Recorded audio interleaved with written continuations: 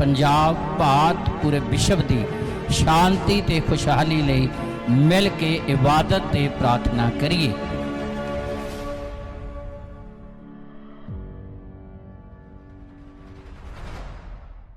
आदरयोग परमेश्वर दे दास ते सारी आदरयोग संगत नूं जय मसीह दी। परमेश्वर आप सारिਆਂ ਨੂੰ बरकत देवे और वड्डी किरपा करे। ये पल तुसां सारिਆਂ ਦੇ ਲਈ किरपा ਦੇ ਨਾਲ भरपूर होण जो महान परमेश्वर ने सानू गुजरे समय ਦੇ ਵਿੱਚ संभालिया, साडी अगवाई कीती है ते वड्डियां वड्डियां आउण वालियां आफतां ते मुसीबतां तो बचाया ते जिउंदे रखिया आ। सारे लिए असी सर्वशक्तिमान परमेश्वर का धन्नवाद करते हैं जो अपनियां प्रतिज्ञा नूं ते अपने वादियां नूं अपने लोकां दे जीवन दे विच पूरियां करदा आ। जो परमेश्वर ने गुजरे समय च साडी राखी कीती है, सानू संभालिया, सारे लिए असी खुदा दा धन्नवाद करते हाँ जो परमेश्वर ने अपनी वड्डी किरपा बहाल की। सो असी सारी परमेश्वर के पाक कलाम के उत्ते ध्यान देंगे जिस वचन दे विच जीवन ते जीवन नाल जुड़ियां साडियां सारियां ही आशीषां आ। पिछले समय दे विच असी खुदा दा पवित्र वचन पिछले ऐतवार सुनिया सी कि किस तरह जिहड़े आग्याकारी करदे आ उन्हां दे लई परमेश्वर आचार्य काम करदा आ और उन्हां दे घाटियां नूं वाधे दे विच बदल दिंदा आ ते निराशा दे माहौल नूं आशा दे विच बदल दिंदा आ।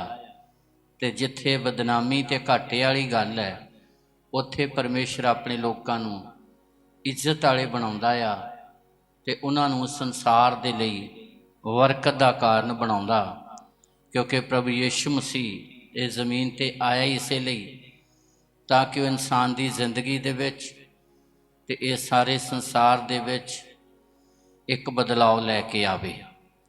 असी पिछले ऐतवार सुनिया कि एक विआह दे विच प्रभु यीशु मसीह सी जिस कारण वो विआह दा माहौल चिंताजनक निराशा वाला सी, पर प्रभु यीशु मसीह उस विआह दे विच सी जिस कारण वो माहौल फिर विआह वाला खुशी वाला आनंद वाला बन गया ते इतिहासक बन गया।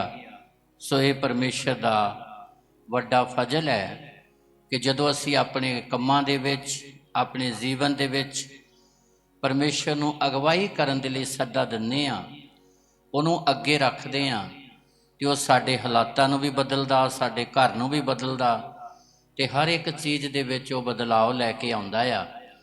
ते जदों असी दिल दी चाह दे नाल आग्याकारी करदे आ ते फिर आचार्य काम साडे लई अपने आप हुंदे ने। फिर कोई सानू किसी तरह का दिखावा नहीं करना पैंदा। जो असी पाक कलाम दे विच सुनिया सी, मैं चाहुंदा एक बारी फिर असी एक ऐत नूं उत्थे पढ़ांगे। यूहन्ना दी अंजील 2 अध्याय उहदी 7, 8 ते 9 ऐत असी पढ़ीए और ध्यान दे नाल सुनीए। जेकर असी दिल दी चाह दे नाल आग्याकारी करते हाँ, परमेश्वर के वचन वाल ध्यान करते हाँ, वचन नूं पूरा करते हाँ, तो परमेश्वर साडे लई आचार्य काम करदा आ। साडे हालातां नूं बदलदा, साडी अंदरली हालत दे अनुसार। जे बिना बुड़बड़ाहट तो बिना अकाहट तो असी खुदा दा पवित्र वचन पूरा करते हाँ तो परमेश्वर साडे लई आशीष लैके आउंदा। आशीष उदों ही सानू मिलनी शुरू हो जाती है जदों असी दिल की चाह दे नाल मन की सधियाई दे नाल परमेश्वर के वचन नूं पूरा करते हाँ। पढ़िए और ध्यान दे नाल सुनिए। यीशु ने उन्हां नूं आख्या, प्रभु यीशु मसीह ने उन्होंने आख्या, मट्टां विच जल भरो। हाँ लो जी, ध्यान दे नाल सुनिए एक बारी फिर। हो सकता कई विश्वासी पिछले ऐतवार आए नहीं, तो जेड़े नहीं आए वह भी ध्यान दे नाल सुन, तो जेड़े आए सी वह भी ध्यान नाल सुन। जदों उन्हां दा दाखरस अंगूरां दा रस विआह दे विच खत्म हो गया तो प्रभु यीशु मसीह दे चेले ते मरियम नूं भी बुलाया गया। तो जदों ये खबर मरियम तक पहुँची तो मरियम ने प्रभु यीशु मसीह नूं कहा, तो प्रभु यीशु मसीह ने उत्तर दिता, बीबी मैनू तैनू की ਤੂੰ ਬਿਨਾਂ ਚਿੰਤਾ ਕਰ ਤੇ ਮੈਂ ਵੀ ਨਹੀਂ ਕਰਨੀ, ਕਿਉਂਕਿ ਅੱਗੇ ਲਿਖਿਆ ਕਿ ਮੇਰਾ ਹਜੇ ਸਮਾਂ ਨਹੀਂ ਆਇਆ ਕਿ ਮੈਂ ਕੁਛ ਅਚਰਜ ਕੰਮ ਕਰਾਂ।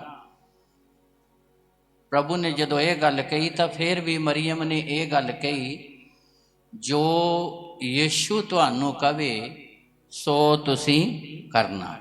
ਹਾਲੇਲੂਇਆ। ਜੋ ਕਵੇ ਸੋ ਤੁਸੀਂ ਕਰਨਾ। ਤੇ ਪ੍ਰਭੂ ਯੀਸ਼ੂ ਮਸੀਹ ਨੇ ਆਖਿਆ, ਹਾਂਜੀ ਪੜ੍ਹੀਏ। ਯਿਸੂ ਨੇ ਉਹਨਾਂ ਨੂੰ ਆਖਿਆ, ਹਾਂ ਮੱਟਾਂ ਵਿੱਚ ਜਲ ਭਰੋ। ਹਾਂ ਸੋ ਉਹਨਾਂ ਨੇ ਮੱਟ ਨੱਕੋ ਨੱਕ ਭਰ ਦਿੱਤੇ। ਬਸ ਹਾਲੇਲੂਇਆ। ਜਦੋਂ ਪ੍ਰਭੂ ਯੀਸ਼ੂ ਮਸੀਹ ਨੇ ਕਿਹਾ ਇਹਨਾਂ ਮੱਟਾਂ ਦੇ ਵਿੱਚ ਜਲ ਭਰੋ, ਤੇ ਅਸੀਂ ਇਸ ਗੱਲ ਨੂੰ ਸਮਝਦੇ ਹਾਂ ਕਿ ਉਹਨਾਂ ਨੂੰ ਦਾਖਰਸ ਚਾਹੀਦਾ ਸੀ, ਪਰ ਉਹਨਾਂ ਦੇ ਕੋਲ ਦਾਖਰਸ ਤਾਂ ਹੈ ਨਹੀਂ ਸੀ। ਇਹ ਗੱਲ ਹੈ ਕਿ ਉਹਨਾਂ ਦੇ ਕੋਲ ਜਲ ਸੀ, ਤੇ ਪ੍ਰਭੂ ਯੀਸ਼ੂ ਮਸੀਹ ਨੇ ਕਿਹਾ ਇਹਨਾਂ ਮੱਟਾਂ ਦੇ ਵਿੱਚ ਜਲ ਭਰ ਦਿਓ, ਕਿਉਂਕਿ ਮਰੀਅਮ ਨੇ ਇਹ ਗੱਲ ਕਹੀ ਸੀ, ਜੋ ਪ੍ਰਭੂ ਯੀਸ਼ੂ ਮਸੀਹ ਤੁਹਾਨੂੰ ਕਵੇ ਸੋ ਤੁਸੀਂ ਕਰਨਾ। ਜੋ ਵੀ ਕਵੇ, ਜੋ ਪਰਮੇਸ਼ਰ ਦਾ ਵਚਨ ਕਹਿੰਦਾ ਆ ਉਹਨੂੰ ਧਿਆਨ ਦੇ ਨਾਲ ਸੁਣੋ ਤੇ ਉਹਨੂੰ ਪੂਰਿਆਂ ਕਰੋ। ਹੁਣ ਇੱਥੇ ਪ੍ਰਭੂ ਯੀਸ਼ੂ ਮਸੀਹ ਨੇ ਕਿਹਾ ਮੱਟਾਂ ਦੇ ਵਿੱਚ ਜਲ ਭਰ ਦਿਓ। ਧਿਆਨ ਨਾਲ ਸੁਣੀਏ ਕਿ ਉਹਨਾਂ ਨੂੰ ਜਲ ਚਾਹੀਦਾ ਸੀ, ਚਾਹੀਦਾ ਤਾਂ ਉਹਨਾਂ ਨੂੰ ਦਾਖਰਸ ਸੀਗਾ, ਪਰ ਪ੍ਰਭੂ ਨੇ ਕਿਹਾ ਇਹਨਾਂ ਮੱਟਾਂ 'ਚ ਕੀ ਭਰ ਦਿਓ? ਜਲ ਭਰ ਦਿਓ, ਕਿਉਂਕਿ ਜਲ ਉਹਨਾਂ ਦੇ ਕੋਲ ਸੀ, ਦਾਖਰਸ ਹੈ ਨਹੀਂ ਸੀ। ਉਹਨਾਂ ਨੇ ਕਿਸੇ ਤਰ੍ਹਾਂ ਵੀ ਆਪਣੀ ਸਮਝ ਨੂੰ, ਆਪਣੇ ਦਿਮਾਗ ਨੂੰ ਦੜਾਇਆ ਨਹੀਂ। ਅਸੀਂ ਉਦੋਂ ਬਰਕਤ ਤੋਂ ਵਾਂਝੇ ਰਹਿ ਜਾਂਦੇ ਜਦੋਂ ਅਸੀਂ ਆਪਣਾ ਦਿਮਾਗ ਦੜਾਉਣਾ ਸ਼ੁਰੂ ਕਰ ਦਿੰਦੇ ਹਾਂ। ਆਗਿਆਕਾਰੀ ਕਰਨ ਦੀ ਬਜਾਏ ਅਸੀਂ ਆਪਣਾ ਦਿਮਾਗ ਦੜਾਉਣਾ ਸ਼ੁਰੂ ਕਰ ਦਿੰਦੇ ਹਾਂ। ਜਦੋਂ ਅਸੀਂ ਆਪਣਾ ਦਿਮਾਗ ਦੜਾਉਂਦੇ ਹਾਂ ਉਦੋਂ ਅਸੀਂ ਵਚਨ ਨੂੰ ਇੱਕ ਸਾਈਡ ਤੇ ਕਰ ਦਿੰਦੇ ਹਾਂ, ਤੇ ਜਦੋਂ ਵਚਨ ਹੀ ਇੱਕ ਸਾਈਡ ਤੇ ਹੋ ਗਿਆ, ਵਚਨ ਨਹੀਂ ਹੋਇਆ, ਸਮਝ ਲਓ ਸਾਡੀ ਬਰਕਤ ਹੀ ਇੱਕ ਸਾਈਡ ਤੇ ਚਲੀ ਗਈ। ਇਸ ਲਈ ਮਰੀਅਮ ਨੇ ਪਹਿਲਾਂ ਹੀ ਇਹ ਗੱਲ ਕਹਿਤੀ, ਜੋ ਯੀਸ਼ੂ ਕਵੇ ਸੋ ਤੁਸੀਂ ਕਰਨਾ। ਇਹ ਵਿਆਹ ਵਾਲਾ ਮਾਹੌਲ ਤਦੇ ਹੀ ਰਹਿ ਗਿਆ, ਤਦੇ ਹੀ ਨਵੇਂ ਸਿਰੇ ਤੋਂ ਬਣ ਗਿਆ, ਕਿਉਂਕਿ ਮਰੀਅਮ ਨੇ ਸੇਵਾਦਾਰਾਂ ਨੂੰ ਇੱਕ ਵਾਰਨਿੰਗ ਦੇ ਕੇ ਗੱਲ ਕਹੀ ਸੀ, ਜੋ ਯੀਸ਼ੂ ਕਵੇ ਸੋ ਤੁਸੀਂ ਕਰਨਾ, ਤੁਹਾਡਾ ਮਸਲਾ ਹੱਲ ਹੋ ਜਾਵੇਗਾ। ਅੱਜ ਸਾਡੇ ਬਹੁਤ ਸਾਰੇ ਮਸਲੇ ਨੇ, ਅੱਜ ਸਾਡੀਆਂ ਬਹੁਤ ਸਾਰੀਆਂ ਪ੍ਰੋਬਲਮਾਂ ਆ। ਉੱਥੇ ਵਿਆਹ 'ਚ ਇਹ ਪ੍ਰੋਬਲਮ ਸੀ ਕਿ ਉਹਨਾਂ ਦਾ ਸਮਾਨ ਖਤਮ ਹੋ ਗਿਆ, ਉਹਨਾਂ ਨੂੰ ਦਾਖਰਸ ਚਾਹੀਦਾ ਸੀ, ਇਹ ਮੁੱਕ ਕਿਉਂ ਗਿਆ, ਖਤਮ ਕਿਉਂ ਹੋ ਗਿਆ? ਇਹ ਵੀ ਗੱਲ ਇੱਕ ਕਲੀਅਰ ਹੈ ਕਿ ਹੋ ਸਕਦਾ ਕਿ ਉਹ ਆਰਥਿਕ ਤੌਰ ਤੇ ਪਰਿਵਾਰ ਹੀ ਗਰੀਬ ਸੀਗਾ, ਉਹ ਹੱਦ ਤੋਂ ਵੱਧ ਇੰਤਜ਼ਾਮ ਕਰ ਹੀ ਨਹੀਂ ਸਕਿਆ। ਹੁਣ ਜਦੋਂ ਸਾਡੇ ਘਰਾਂ ਦੇ ਵਿੱਚ ਵਿਆਹ ਸ਼ਾਦੀ ਹੁੰਦਾ ਤੇ ਜੇ ਅਸੀਂ ਅਨੁਮਾਨ ਲਾਉਂਦੇ ਜੀ 200 ਬੰਦਾ ਹੋ ਜਾਣਾ, ਤਾਂ ਸਾਡੀ ਕੋਸ਼ਿਸ਼ ਹੁੰਦੀ ਹੈ ਵੀ 300 ਬੰਦੇ ਦਾ ਇੰਤਜ਼ਾਮ ਕਰੋ। ਜੇ 200 ਹੋ ਜਾਣਾ ਤਾਂ 300 ਦਾ ਕਰੋ, ਜੇ 300 ਹੋ ਜਾਣਾ ਤਾਂ 400 ਦਾ ਇੰਤਜ਼ਾਮ ਕਰੋ। ਤੇ ਜੇ ਉੱਥੇ ਇੰਤਜ਼ਾਮ ਨਹੀਂ ਹੋਇਆ ਤਾਂ ਕਿਤੇ ਨਾ ਕਿਤੇ ਗੱਲ ਹੈਗੀ ਆ ਬਈ ਉਹ ਪਰਿਵਾਰ ਇੰਨੀ ਪਹੁੰਚ ਵਾਲਾ ਨਹੀਂ ਸੀ। ਇੱਕ ਗੱਲ ਕਲੀਅਰ ਹੈ, ਜੇ ਪਰਿਵਾਰ ਪਹੁੰਚ ਵਾਲਾ ਨਹੀਂ ਸੀ ਪਰ ਦਿਲ ਦੇ ਵਿੱਚ ਸ਼ਰਧਾ ਸੀ, ਦਿਲ ਦੇ ਵਿੱਚ ਅਧੀਨਗੀ ਸੀ, ਗੁਰੂ ਦੇ ਪ੍ਰਤੀ ਆਦਰ ਸਨਮਾਨ ਸੀ, ਆਰਥਿਕ ਤੌਰ ਤੇ ਭਾਵੇਂ ਉਹ ਗਰੀਬ ਹੈ, ਪਰ ਉਹਨਾਂ ਨੇ ਪ੍ਰਭੂ ਯਿਸੂ ਮਸੀਹ ਨੂੰ, ਮਰੀਅਮ ਨੂੰ ਤੇ ਚੇਲੇ ਯਿਸੂ ਮਸੀਹ ਦੇ ਸਾਰੇ ਵਿਆਹ 'ਚ ਬੁਲਾਏ ਗਏ। ਭਾਵੇਂ ਆਰਥਿਕ ਤੌਰ ਤੇ ਕਮਜ਼ੋਰ ਹੈ, ਆਰਥਿਕ ਤੌਰ ਤੇ ਏਡੀ ਪਹੁੰਚ ਨਹੀਂ, ਪਰ ਦਿਲ ਦੀ ਗੱਲ ਵੇਖੀਏ ਤੇ ਦਿਲ ਦੇ ਵਿੱਚ ਗੁਰੂ ਦੇ ਪ੍ਰਤੀ ਆਦਰ ਹੈਗਾ ਆ। ਤੇ ਜਦੋਂ ਦਿਲ ਦੇ ਵਿੱਚ ਗੁਰੂ ਦੇ ਪ੍ਰਤੀ ਆਦਰ ਹੈ ਤੇ ਸਾਡੀਆਂ ਮੁਸ਼ਕਲਾਂ ਤੇ ਪਰੇਸ਼ਾਨੀਆਂ ਦਾ ਗੁਰੂ ਫਿਰ ਹੱਲ ਵੀ ਕਰ ਦਿੰਦਾ ਹੈ। ਉਹ ਸਾਨੂੰ ਫਿਰ ਇੱਜ਼ਤ ਵਾਲੇ ਵੀ ਬਣਾਉਂਦਾ, ਉਹ ਸਾਨੂੰ ਆਦਰ ਵਾਲੇ ਵੀ ਬਣਾਉਂਦਾ, ਤੇ ਉਹ ਸਾਡੀਆਂ ਪ੍ਰੋਬਲਮਾਂ ਨੂੰ ਹੱਲ ਵੀ ਕਰਦਾ ਆ। ਜਦੋਂ ਅਸੀਂ ਹਰ ਗੱਲ ਦੇ ਵਿੱਚ ਪਰਮੇਸ਼ਰ ਨੂੰ ਪਹਿਲ ਦਿੰਦੇ ਹਾਂ, ਵਚਨ ਨੂੰ ਪਹਿਲ ਦਿੰਦੇ ਹਾਂ, ਗੁਰੂ ਨੂੰ ਅੱਗੇ ਰੱਖਦੇ ਹਾਂ, ਇੱਥੇ ਅਸੀਂ ਇਹ ਗੱਲ ਨੂੰ ਵੇਖਿਆ ਕਿ ਪ੍ਰਭੂ ਯਿਸੂ ਮਸੀਹ ਨੇ ਕਿਹਾ ਇਹਨਾਂ ਮੱਟਾਂ ਦੇ ਵਿੱਚ ਕੀ ਭਰ ਦਿਓ? ਜਲ ਭਰ ਦਿਓ। ਜਦੋਂ ਇਹ ਗੱਲ ਕਹੀ, ਅਸੀਂ ਇੱਥੇ ਵੇਖਦੇ ਹਾਂ ਕਿ ਸੇਵਾਦਾਰਾਂ ਨੇ ਕਿੰਨੀ ਦਿਲ ਦੀ ਚਾਹ ਦੇ ਨਾਲ ਆਗਿਆਕਾਰੀ ਕੀਤੀ ਹੈ। ਚਮਤਕਾਰ, ਅਚਰਜ ਕੰਮ, ਮਾਹੌਲ ਠੀਕ ਹੋ ਜਾਵੇ, ਬਰਕਤ ਵਾਲਾ ਹੋ ਜਾਵੇ, ਬਦਲਾਓ ਆ ਜਾਵੇ, ਅਸੀਂ ਸਾਰੇ ਹੀ ਚਾਹੁੰਦੇ ਹਾਂ, ਹਰ ਪੱਖ ਤੋਂ ਚਾਹੁੰਦੇ ਹਾਂ। ਪਰ ਜੇ ਇੱਥੇ ਬਦਲਾਓ ਆਇਆ, ਜੇ ਹਾਲਾਤ ਬਦਲੇ ਨੇ, ਇੱਥੇ ਇੱਕ ਸੇਵਾਦਾਰਾਂ ਦੇ ਦਿਲ ਦੀ ਚਾਹ ਦੇ ਨਾਲ ਕੀਤੀ ਗਈ ਆਗਿਆਕਾਰੀ, ਵਚਨ ਦਾ ਕੀਤਾ ਗਿਆ ਆਦਰ ਸਨਮਾਨ ਹੈ। ਜਦੋਂ ਆਦਰ ਸਨਮਾਨ ਵਚਨ ਦਾ ਹੁੰਦਾ ਆ, ਫਿਰ ਸਾਨੂੰ ਕੋਈ ਦਿਖਾਵਾ ਨਹੀਂ ਕਰਨਾ ਪੈਂਦਾ। ਜਿੱਦਾਂ ਕਹਿ ਸਕਦੇ ਵੀ ਜਦੋਂ ਸਿਫਾਰਿਸ਼ ਤਕੜੀ ਹੋਵੇ ਨਾ, ਫਿਰ ਕਾਗਜ਼ ਪੱਤਰ ਵੀ ਇੱਕ ਸਾਈਡ ਤੇ ਹੀ ਰਹਿ ਜਾਂਦੇ ਆ। ਜਦੋਂ ਸਿਫਾਰਿਸ਼ ਤਕੜੀ ਹੋਵੇ ਤੇ ਫਿਰ ਕਾਗਜ਼ ਪੱਤਰ ਵੀ ਇੱਕ ਸਾਈਡ ਤੇ ਰਹਿ ਜਾਂਦੇ, ਸਿਫਾਰਿਸ਼ ਕੰਮ ਆਉਂਦੀ ਹੈ। ਜਦੋਂ ਤੁਸੀਂ ਦਿਲ ਦੀ ਚਾਹ ਨਾਲ ਵਚਨ ਪੂਰਾ ਕਰੋਗੇ ਨਾ, ਫਿਰ ਬਾਕੀ ਸਾਰੀਆਂ ਚੀਜ਼ਾਂ ਇੱਕ ਸਾਈਡ ਤੇ ਰਹਿ ਜਾਣੀਆਂ। ਪੜ੍ਹੀਏ ਔਰ ਧਿਆਨ ਦੇ ਨਾਲ ਸੁਣੀਏ। ਹਾਂਜੀ, ਯਿਸੂ ਨੇ ਉਹਨਾਂ ਨੂੰ ਆਖਿਆ, ਪ੍ਰਭੂ ਯਿਸੂ ਮਸੀਹ ਨੇ ਉਹਨਾਂ ਨੂੰ ਆਖਿਆ, ਮੱਟਾਂ ਵਿੱਚ ਜਲ ਭਰੋ। ਮੱਟਾਂ ਦੇ ਵਿੱਚ ਜਲ ਭਰੋ। ਸੋ ਉਹਨਾਂ ਨੇ ਮੱਟ ਨੱਕੋ ਨੱਕ ਭਰ ਦਿੱਤੇ। ਹਾਂ, ਕਿੱਦਾਂ ਭਰੇ ਮੱਟ? ਨੱਕੋ ਨੱਕ, ਕੋਈ ਢਿੱਲ ਨਹੀਂ ਛੱਡੀ, ਕੋਈ ਲਾਪਰਵਾਹੀ ਨਹੀਂ, ਕਿਸੇ ਤਰ੍ਹਾਂ ਦੀ ਆਲਸ ਨਹੀਂ, ਸੁਸਤੀ ਨਹੀਂ, ਬੁੜਬੜਾਹਟ ਨਹੀਂ ਗੀ। ਮੱਟ ਨੱਕੋ ਨੱਕ ਭਰ ਦਿੱਤੇ। ਇਹ ਨੱਕੋ ਨੱਕ ਮੱਟ ਭਰਨੇ ਉਹਨਾਂ ਦੀ ਆਗਿਆਕਾਰੀ ਨੂੰ ਪੇਸ਼ ਕਰਦੇ ਆ। ਕਿੰਨੀ ਦਿਲ ਦੀ ਚਾਹ ਦੇ ਨਾਲ ਪ੍ਰਭੂ ਯਿਸੂ ਮਸੀਹ ਦੇ ਮੁਖ ਚੋਂ ਨਿਕਲੇ ਹੋਏ ਵਚਨਾਂ ਦਾ ਸਤਿਕਾਰ ਕੀਤਾ ਆ, ਆਦਰ ਕੀਤਾ ਆ। ਜਿਹੜਾ ਵਚਨ ਦਾ ਆਦਰ ਕਰਦਾ, ਉਹਦੇ ਲਈ ਅਚਰਜ ਕੰਮ ਆਪਣੇ ਆਪ ਹੀ ਹੋ ਜਾਂਦਾ ਆ। ਉਹਦੇ ਲਈ ਆਸ਼ੀਸ਼ ਆਪਣੇ ਆਪ ਹੀ ਆ ਜਾਂਦੀ ਹੈ। ਕਿਉਂ ਆਉਂਦੀ ਹੈ? ਕਿਉਂਕਿ ਕਲਾਮ ਉਤਪਤ ਤੋਂ ਲੈ ਕੇ ਪ੍ਰਕਾਸ਼ ਦੀ ਪੋਥੀ ਤੱਕ ਸਾਨੂੰ ਇਹੀ ਸਿਖਾਉਂਦਾ ਆ ਕਿ ਜੇ ਧਰਤੀ ਤੇ ਸਰਾਪ ਆਇਆ ਤੇ ਇਸ ਕਰਕੇ ਆਇਆ ਕਿਉਂਕਿ ਪਹਿਲੇ ਆਦਮ ਨੇ ਵਚਨ ਤੋੜਿਆ। ਜੇ ਮੌਤ ਆਈ ਤਾਂ ਪਹਿਲੇ ਆਦਮ ਨੇ ਵਚਨ ਤੋੜਿਆ। ਇਸੇ ਲਈ ਮੂਸਾ ਵੀ ਇਸ ਗੱਲ ਨੂੰ ਬਹੁਤ ਕਲੀਅਰ ਕਰਕੇ ਪੇਸ਼ ਕਰਦਾ ਇਜ਼ਰਾਇਲੀ ਲੋਕਾਂ ਦੇ ਅੱਗੇ। ਸਿਰਫ ਹੈਡਲਾਈਨ ਪੜ੍ਹਨੀ ਹੈ, ਬਵਿਸਤਾ 28 ਅਧਿਆਏ, ਉਹਦੀ ਹੈਡਲਾਈਨ ਮੇਨ ਸੁਰਖੀ ਉੱਤੇ ਪੜ੍ਹਨੀ। ਸਿਰਫ ਬਵਿਸਤਾ 28 ਅਧਿਆਏ, ਉਹਦੀ ਉੱਪਰਲੀ ਸੁਰਖੀ ਪੜ੍ਹਨੀ ਹੈ ਸਿਰਫ। ਪਰਮੇਸ਼ਰ ਦੇ ਮੰਨਣ ਦੀਆਂ ਬਰਕਤਾਂ ਅਤੇ ਪਰਮੇਸ਼ਰ ਤੋਂ ਬੇਮੁਖ ਹੋਣ ਦੇ ਸਰਾਪ। ਇਹ ਸਾਰਾ ਸਿੱਟਾ ਹੀ ਆ ਇਹ ਅਧਿਆਏ ਦਾ। 14 ਐਤ ਤੱਕ ਜਿਹੜੇ ਵਚਨ ਮੰਨਦੇ ਆ, ਆਸ਼ੀਸ਼ ਆਉਂਦੀ ਹੈ, ਤੇ 15 ਤੋਂ ਸ਼ੁਰੂ ਹੋ ਜਾਂਦਾ। ਜਿਹੜੇ ਵਚਨ ਨਹੀਂ ਮੰਨਦੇ, ਸਰਾਪ ਸ਼ੁਰੂ ਹੋ ਜਾਂਦੇ ਆ। ਹੁਣ ਇਹ ਸਾਰਾ ਸਿੱਟਾ, ਨਿਚੋੜ, ਮੋਰਲ ਹੈ 7ਵਾਂ।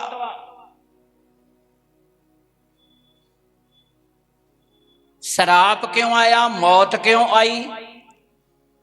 ਆਦਮ ਦੀ ਜੁਦਾਈ ਕਿਉਂ ਪਈ? ਤੇ ਉਹ ਸ਼ਬਦ ਨੂੰ ਦੇਹ ਧਾਰੀ ਹੋ ਕਿਉਂ ਹੋਣਾ ਪਿਆ? ਉਹਨੂੰ ਮਨੁੱਖ ਕਿਉਂ ਬਣਨਾ ਪਿਆ? ਉਹਨੂੰ ਸਲੀਬ ਤੇ ਜਾਨ ਕਿਉਂ ਦੇਣੀ ਪਈ?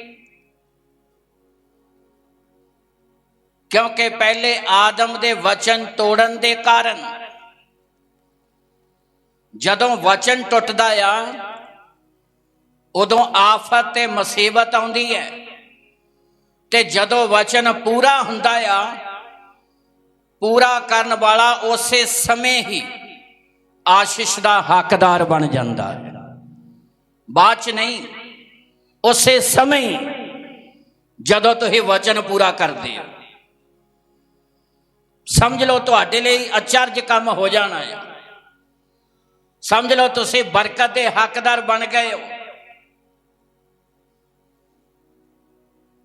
ਇਹ ਪਹਿਲਾ ਚਮਤਕਾਰ ਜਿਹੜਾ ਪ੍ਰਭੂ ਯੀਸ਼ੂ ਮਸੀਹ ਨੇ ਕੀਤਾ, ਇਸ ਲਈ ਮਰੀਅਮ ਨੇ ਕਿਹਾ ਜੋ ਯੀਸ਼ੂ ਕਵੇ ਸੋ ਕਰਨਾ।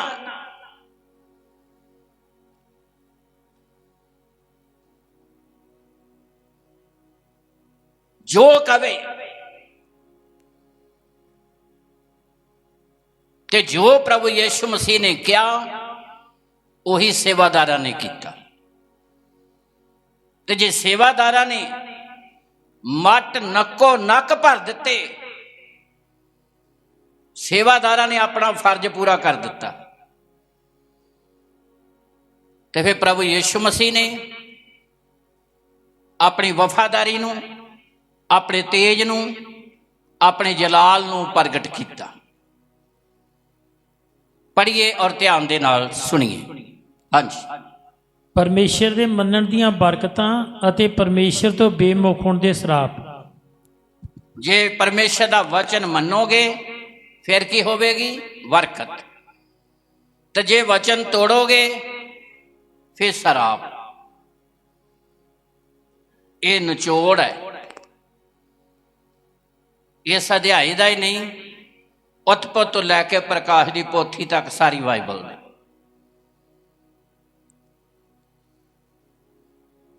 ਪਰਮੇਸ਼ਰ ਦੇ ਵਚਨ ਨੂੰ ਮੰਨਣ ਦੀਆਂ ਬਰਕਤਾਂ ਤੇ ਪਰਮੇਸ਼ਰ ਦੇ ਵਚਨ ਤੋਂ ਬੇਮੁਖ ਹੋਣ ਦੇ ਤੋੜਨ ਦੇ ਸਰਾਪ। ਜਿੰਨੀਆਂ ਅੱਜ ਬਿਮਾਰੀਆਂ ਸਾਨੂੰ ਨਜ਼ਰ ਆਉਂਦੀਆਂ, ਇਹ ਤੁਹਾਨੂੰ ਸਾਰੀਆਂ ਇਸ ਅਧਿਆਇ ਦੇ ਵਿੱਚੋਂ ਮਿਲਣਗੀਆਂ। 15 ਐਤ ਤੋਂ ਸ਼ੁਰੂ ਹੋ ਜਾਂਦੀਆਂ। ਕੱਲੀ ਕੱਲੀ ਬਿਮਾਰੀ ਦਾ ਜ਼ਿਕਰ ਆਉਂਦਾ ਇੱਥੇ, ਵੀ ਜਿਹੜੇ ਖੁਦਾ ਦਾ ਵਚਨ ਤੋੜਦੇ ਨੇ। ਬਾਬਾ ਸਈਦ ਦਾ ਵੀ ਲਿਖਿਆ ਹੈ ਇੱਥੇ, ਤਪ ਦੇ ਇੱਕ ਸੋਕਾ, ਸਾਰੀਆਂ ਬਿਮਾਰੀਆਂ ਦਾ ਇੱਥੇ ਲਿਖਿਆ ਹੈ। ਕਈ ਵਾਰੀ ਇੱਦਾਂ ਦੀ ਹਾਲਤ ਹੁੰਦੀ ਆ, ਨਹੀਂ ਜੀ ਇਹ ਨਾ ਪੜ੍ਹਿਓ। ਜੇ ਲਿਖਿਆ ਨਾ ਤਾਂ ਸਾਡੇ ਪੜ੍ਹਨ ਲਈ ਲਿਖਿਆ ਹੈ, ਸਾਨੂੰ ਵਾਰਨਿੰਗ ਦੇਣ ਲਈ ਲਿਖਿਆ ਗਿਆ। ਇਹ ਸਾਰੀਆਂ ਬਿਮਾਰੀਆਂ ਇੱਥੇ ਲਿਖੀਆਂ, ਅੰਨਾਪਨ ਵੀ ਲਿਖਿਆ ਆ।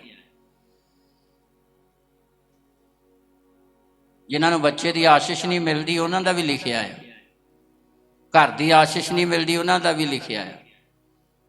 ਜਿਹੜੇ ਵਚਨ ਤੋੜਦੇ ਨੇ, ਸਾਰਾ ਕੁਛ ਹੀ ਇੱਥੇ ਲਿਖਿਆ। 15 ਐਤ ਤੋਂ ਸ਼ੁਰੂ ਹੋ ਜਾਂਦਾ, 14 ਤੱਕ ਬਰਕਤਾਂ ਦਾ ਜ਼ਿਕਰ ਹੈ।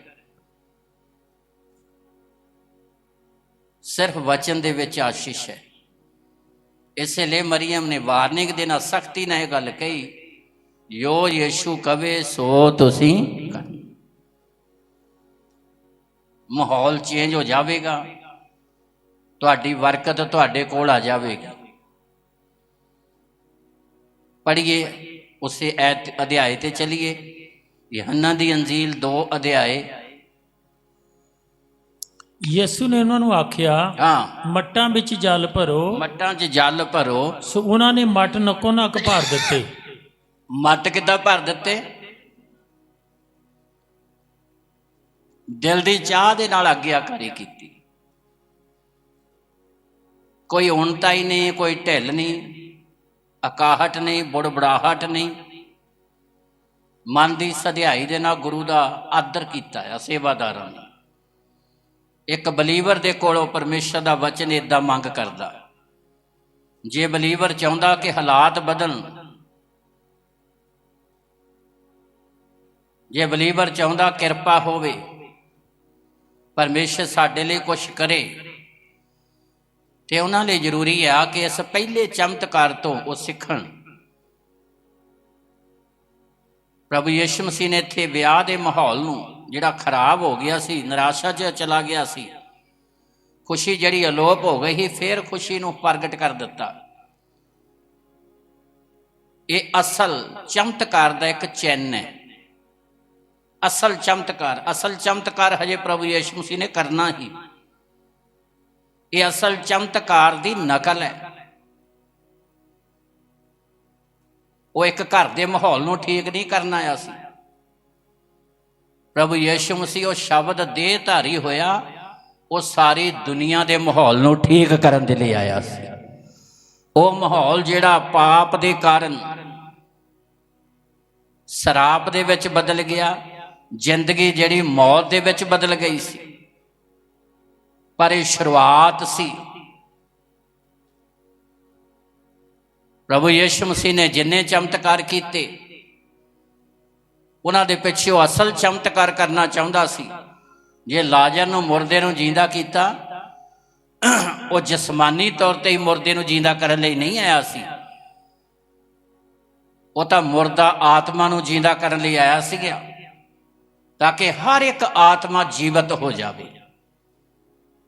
ਹਰ ਇੱਕ ਆਤਮਾ ਪਾਪ ਦੇ ਹਨੇਰੇ ਚੋਂ ਨਿਕਲੇ। ਉਹ ਸਰੀਰਕ ਤੌਰ ਤੇ ਅੱਖਾਂ ਦੀ ਰੋਸ਼ਨੀ ਦੇਣ ਲਈ ਹੀ ਨਹੀਂ ਆਇਆ, ਇਹ ਤਾਂ ਇੱਕ ਚਿੰਨ੍ਹ ਸੀ। ਉਹ ਹਰ ਇੱਕ ਇਨਸਾਨ ਨੂੰ ਆਤਮਕ ਰੋਸ਼ਨੀ ਦੇਣ ਦੇ ਲਈ ਆਇਆ ਸੀ, ਤਾਂ ਕਿ ਹਰ ਇੱਕ ਇਨਸਾਨ ਦੀ ਆਤਮਕ ਅੱਖ ਖੁੱਲ੍ਹ ਜਾਵੇ, ਤਾਂ ਕਿ ਹਰ ਇੱਕ ਅੱਖ ਜਿਹੜੀ ਆਪਣੇ ਸਿਰਜਣਹਾਰੇ ਦੀ ਨਾਲ ਰਿਸ਼ਤਾ ਸਥਾਪਿਤ ਕਰੇ, ਉਹਦੀ ਪਹਿਚਾਣ ਕਰੇ। ਇਹ ਜਮਾਂਦਰੂ ਅੰਨੇ ਦੀਆਂ ਅੱਖਾਂ ਖੋਲਣੀਆਂ ਤਾਂ ਸਿਰਫ ਇੱਕ ਚਿੰਨ੍ਹ ਸੀ। ਜਿਸ ਤਰ੍ਹਾਂ ਪੁਰਾਣੇ ਨਿਯਮ ਦੇ ਵਿੱਚ ਮੂਸਾ ਦੇ ਦੁਆਰਾ ਇਸਰਾਇਲੀ ਲੋਕਾਂ ਨੂੰ ਮਨੁੱਖਾਂ ਦੀ ਗੁਲਾਮੀ ਚੋਂ ਆਜ਼ਾਦੀ ਮਿਲੀ ਹੈ, ਇਸੇ ਤਰ੍ਹਾਂ ਉਹ ਨਵੇਂ ਨਿਯਮ ਦੇ ਵਿੱਚ ਉਹ ਸ਼ਬਦ ਜਿਹੜਾ ਦੇਹ ਧਾਰੀ ਹੋ ਕੇ ਮਨੁੱਖ ਦੇ ਰੂਪ ਦੇ ਵਿੱਚ ਆਇਆ, ਉਹ ਇਨਸਾਨ ਨੂੰ ਆਤਮਿਕ ਆਜ਼ਾਦੀ ਦੇਣ ਦੇ ਲਈ ਆਇਆ, ਤਾਂ ਕਿ ਇਨਸਾਨ ਆਤਮਿਕ ਤੌਰ ਤੇ ਆਜ਼ਾਦ ਹੋਵੇ, ਆਪਣੇ ਸਿਰਜਣਹਾਰੇ ਦੇ ਨਾਲ ਰਿਸ਼ਤਾ ਸਥਾਪਿਤ ਕਰੇ। ਇਸ ਲਈ ਦਿਲ ਦੀ ਚਾਹ ਦੇ ਨਾਲ ਜਦੋਂ ਸੇਵਾਦਾਰਾਂ ਨੇ ਆਗਿਆਕਾਰੀ ਕੀਤੀ, ਮੱਟ ਨੱਕੋ ਨੱਕ ਭਰ ਦਿੱਤੇ। ਅੱਗੇ ਪੜ੍ਹੀਏ। ਫਿਰ ਉਸ ਨੇ ਉਹਨਾਂ ਨੂੰ ਆਖਿਆ, ਹੁਣ ਕੱਢੋ ਅਤੇ ਸਭਾ ਦੇ ਪ੍ਰਧਾਨ ਕੋਲ ਲੈ ਜਾਓ। ਬਸ ਧਿਆਨ ਦੇ ਨਾਲ ਸੁਣਨਾ।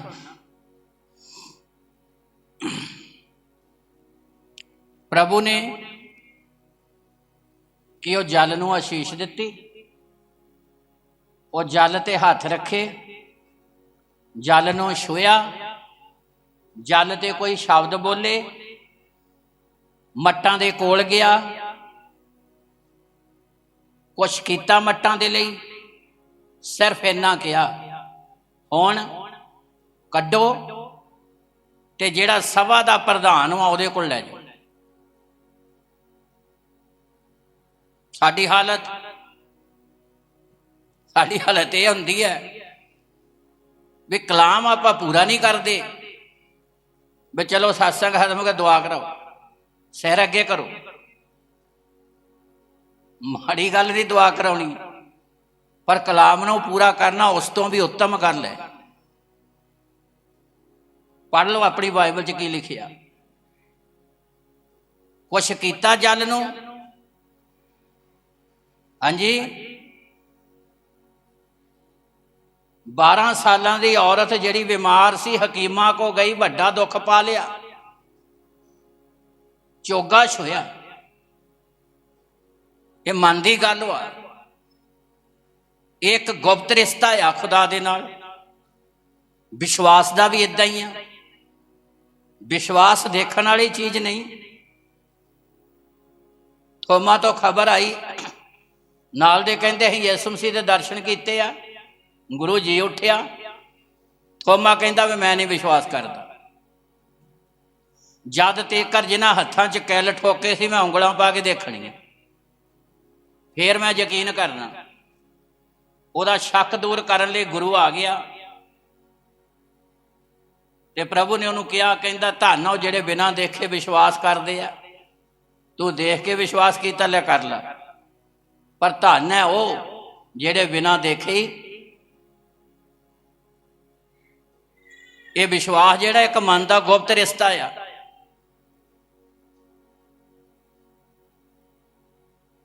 ਉਸ ਔਰਤ ਨੇ ਚੋਗਾ ਛੋਇਆ, ਜਿਹਨੇ ਮਨ ਦੇ ਨਾਲ ਇਸ ਧਾਰਨਾ ਦੇ ਨਾਲ ਛੋਇਆ ਕਿ ਜੋ ਅੱਤ ਪਵਿੱਤਰ ਹੈ ਤੇ ਉਹਦਾ ਚੋਗਾ ਛੂਹ ਕੇ ਮੈਂ ਚੰਗੀ ਹੋ ਸਕਦੀ। 12 ਸਾਲਾਂ ਦੀ ਤਾਂ ਬਿਮਾਰੀ ਕੁਛ ਨਹੀਂ। ਤੇ ਜਦੋਂ ਛੂਹਿਆ ਤੇ ਲਿਖਿਆ ਪ੍ਰਭੂ ਯੀਸ਼ੂ ਮਸੀਹ ਜੋ ਸ਼ਕਤੀ ਨਿਕਲੀ ਤਾਂ ਉਹਨੇ ਪਿੱਛੇ ਮੁੜ ਕੇ ਕਿਹਾ ਕਿਸੇ ਨੇ ਮੈਨੂੰ ਛੂਹਿਆ ਆ। ਉਸ ਬਿਮਾਰ ਔਰਤ ਨੇ ਤਾਂ ਗੱਲ ਵੀ ਨਹੀਂ ਕੀਤੀ, ਉਹ ਤਾਂ ਸੀਗੀ ਪਿੱਛੇ। ਗੱਲ ਸਾਡੀ ਆਤਮਿਕ ਰਿਸ਼ਤੇ ਦੀ ਹੈ, ਗੱਲ ਸਾਡੀ ਦਿਲ ਦੀ ਚਾਹ ਦੀ ਹੈ, ਗੱਲ ਸਾਡੇ ਸਤਿਕਾਰ ਦੀ ਆ ਕਿ ਅਸੀਂ ਵਚਨ ਦਾ ਕਿੱਦਾਂ ਸਤਿਕਾਰ ਕਰਦੇ ਹਾਂ। ਜਦੋਂ ਅਸੀਂ ਵਚਨ ਦਾ ਸਤਿਕਾਰ ਕਰਦੇ ਹਾਂ ਨਾ, ਆਸ਼ੀਸ਼ ਦੇ ਹੱਕਦਾਰ ਤੁਸੀਂ ਉਸੇ ਵੇਲੇ ਹੀ ਬਣ ਜਾਂਦੇ ਆ। ਫਿਰ ਜ਼ਰੂਰੀ ਨਹੀਂ ਕਿ ਤੁਹਾਡੇ ਲਈ ਕੁਝ ਦਿਖਾਵਾ ਕੀਤਾ ਜਾਵੇ। ਤੇ ਜੇ ਸਾਡਾ ਦਿਲੋਂ ਅਸੀਂ ਸਤਿਕਾਰ ਨਹੀਂ ਕਰਦੇ ਵਚਨ ਦਾ, ਤਾਂ ਫਿਰ ਦਿਖਾਵਾ ਕੀਤਾ ਵੀ ਕਿਸੇ ਕੰਮ 'ਚ ਨਹੀਂ ਆਉਂਦਾ। ਹੁਣ ਫੇਰ ਪੜੋ ਇਸੇ ਐਤ ਨੂੰ ਤੇ ਗਹਿਰਾਈ ਦੇ ਨਾਲ ਇਸ ਗੱਲ ਦੇ ਉੱਤੇ ਧਿਆਨ ਕਰੋ। ਸਿਰਫ ਪ੍ਰਭੂ ਯੀਸ਼ੂ ਨੇ ਕਿਹਾ ਮੱਟਾਂ 'ਚ ਜਲ ਭਰੋ, ਤੇ ਉਹਨੇ ਦਿਲ ਦੀ ਚਾਹ ਦੇ ਨਾਲ ਆਦਰ ਕੀਤਾ, ਉਸ ਵਚਨ ਦਾ ਆਦਰ ਕੀਤਾ। ਆਪਣੇ ਦਿਮਾਗ ਡੈਡ ਕਰ ਦਿੱਤੇ, ਆਪਣੀ ਅਕਲ ਨਹੀਂ ਦੜਾਈ ਵੀ ਗੁਰੂ ਨੂੰ ਇਹ ਗੱਲ ਕਹੀਏ ਜੀ ਜਲ ਤਾਂ ਹੈਗਾ ਹੀ ਹੈ, ਸਾਨੂੰ ਦਾਖਰਸ ਚਾਹੀਦਾ, ਅੰਗੂਰਾਂ ਦਾ ਰਸ ਚਾਹੀਦਾ। ਸਿਰਫ ਜੋ ਵਚਨ ਆਇਆ ਉਹਨੂੰ ਪ੍ਰਵਾਨ ਕੀਤਾ।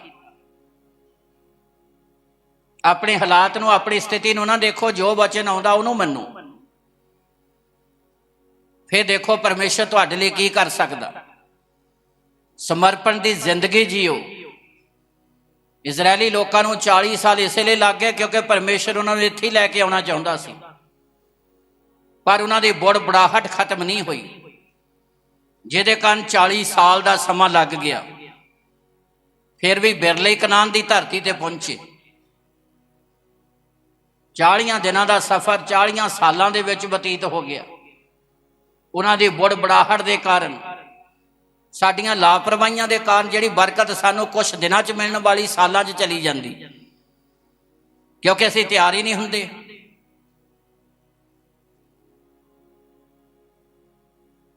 ਪੜ੍ਹੀਏ ਔਰ ਧਿਆਨ ਦੇ ਨਾਲ ਸੁਣੀਏ। ਹਾਂਜੀ। ਫਿਰ ਉਸਨੇ ਉਹਨਾਂ ਨੂੰ ਆਖਿਆ, ਹੁਣ ਕੱਢੋ ਅਤੇ ਸਭਾ ਦੇ ਪ੍ਰਧਾਨ ਕੋਲ ਲੈ ਜਾਓ। ਹਾਂਜੀ, ਹੁਣ ਇੱਥੇ ਵਿਚਾਰ ਕਰੋ। ਜਲ ਨੂੰ ਕੁਛ ਕੀਤਾ? ਹਾਂਜੀ, ਉਹ ਜਲ ਛੋਇਆ, ਕੋ ਆਸ਼ੀਸ਼ ਦਿੱਤੀ, ਕੁਛ ਕੀਤਾ?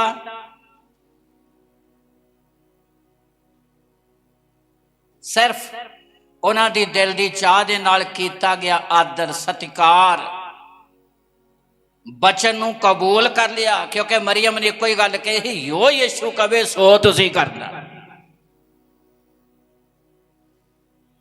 ਤੇ ਜੋ ਪ੍ਰਭੂ ਨੇ ਕਿਹਾ ਸੋ ਨਹੀਂ ਕੀਤਾ,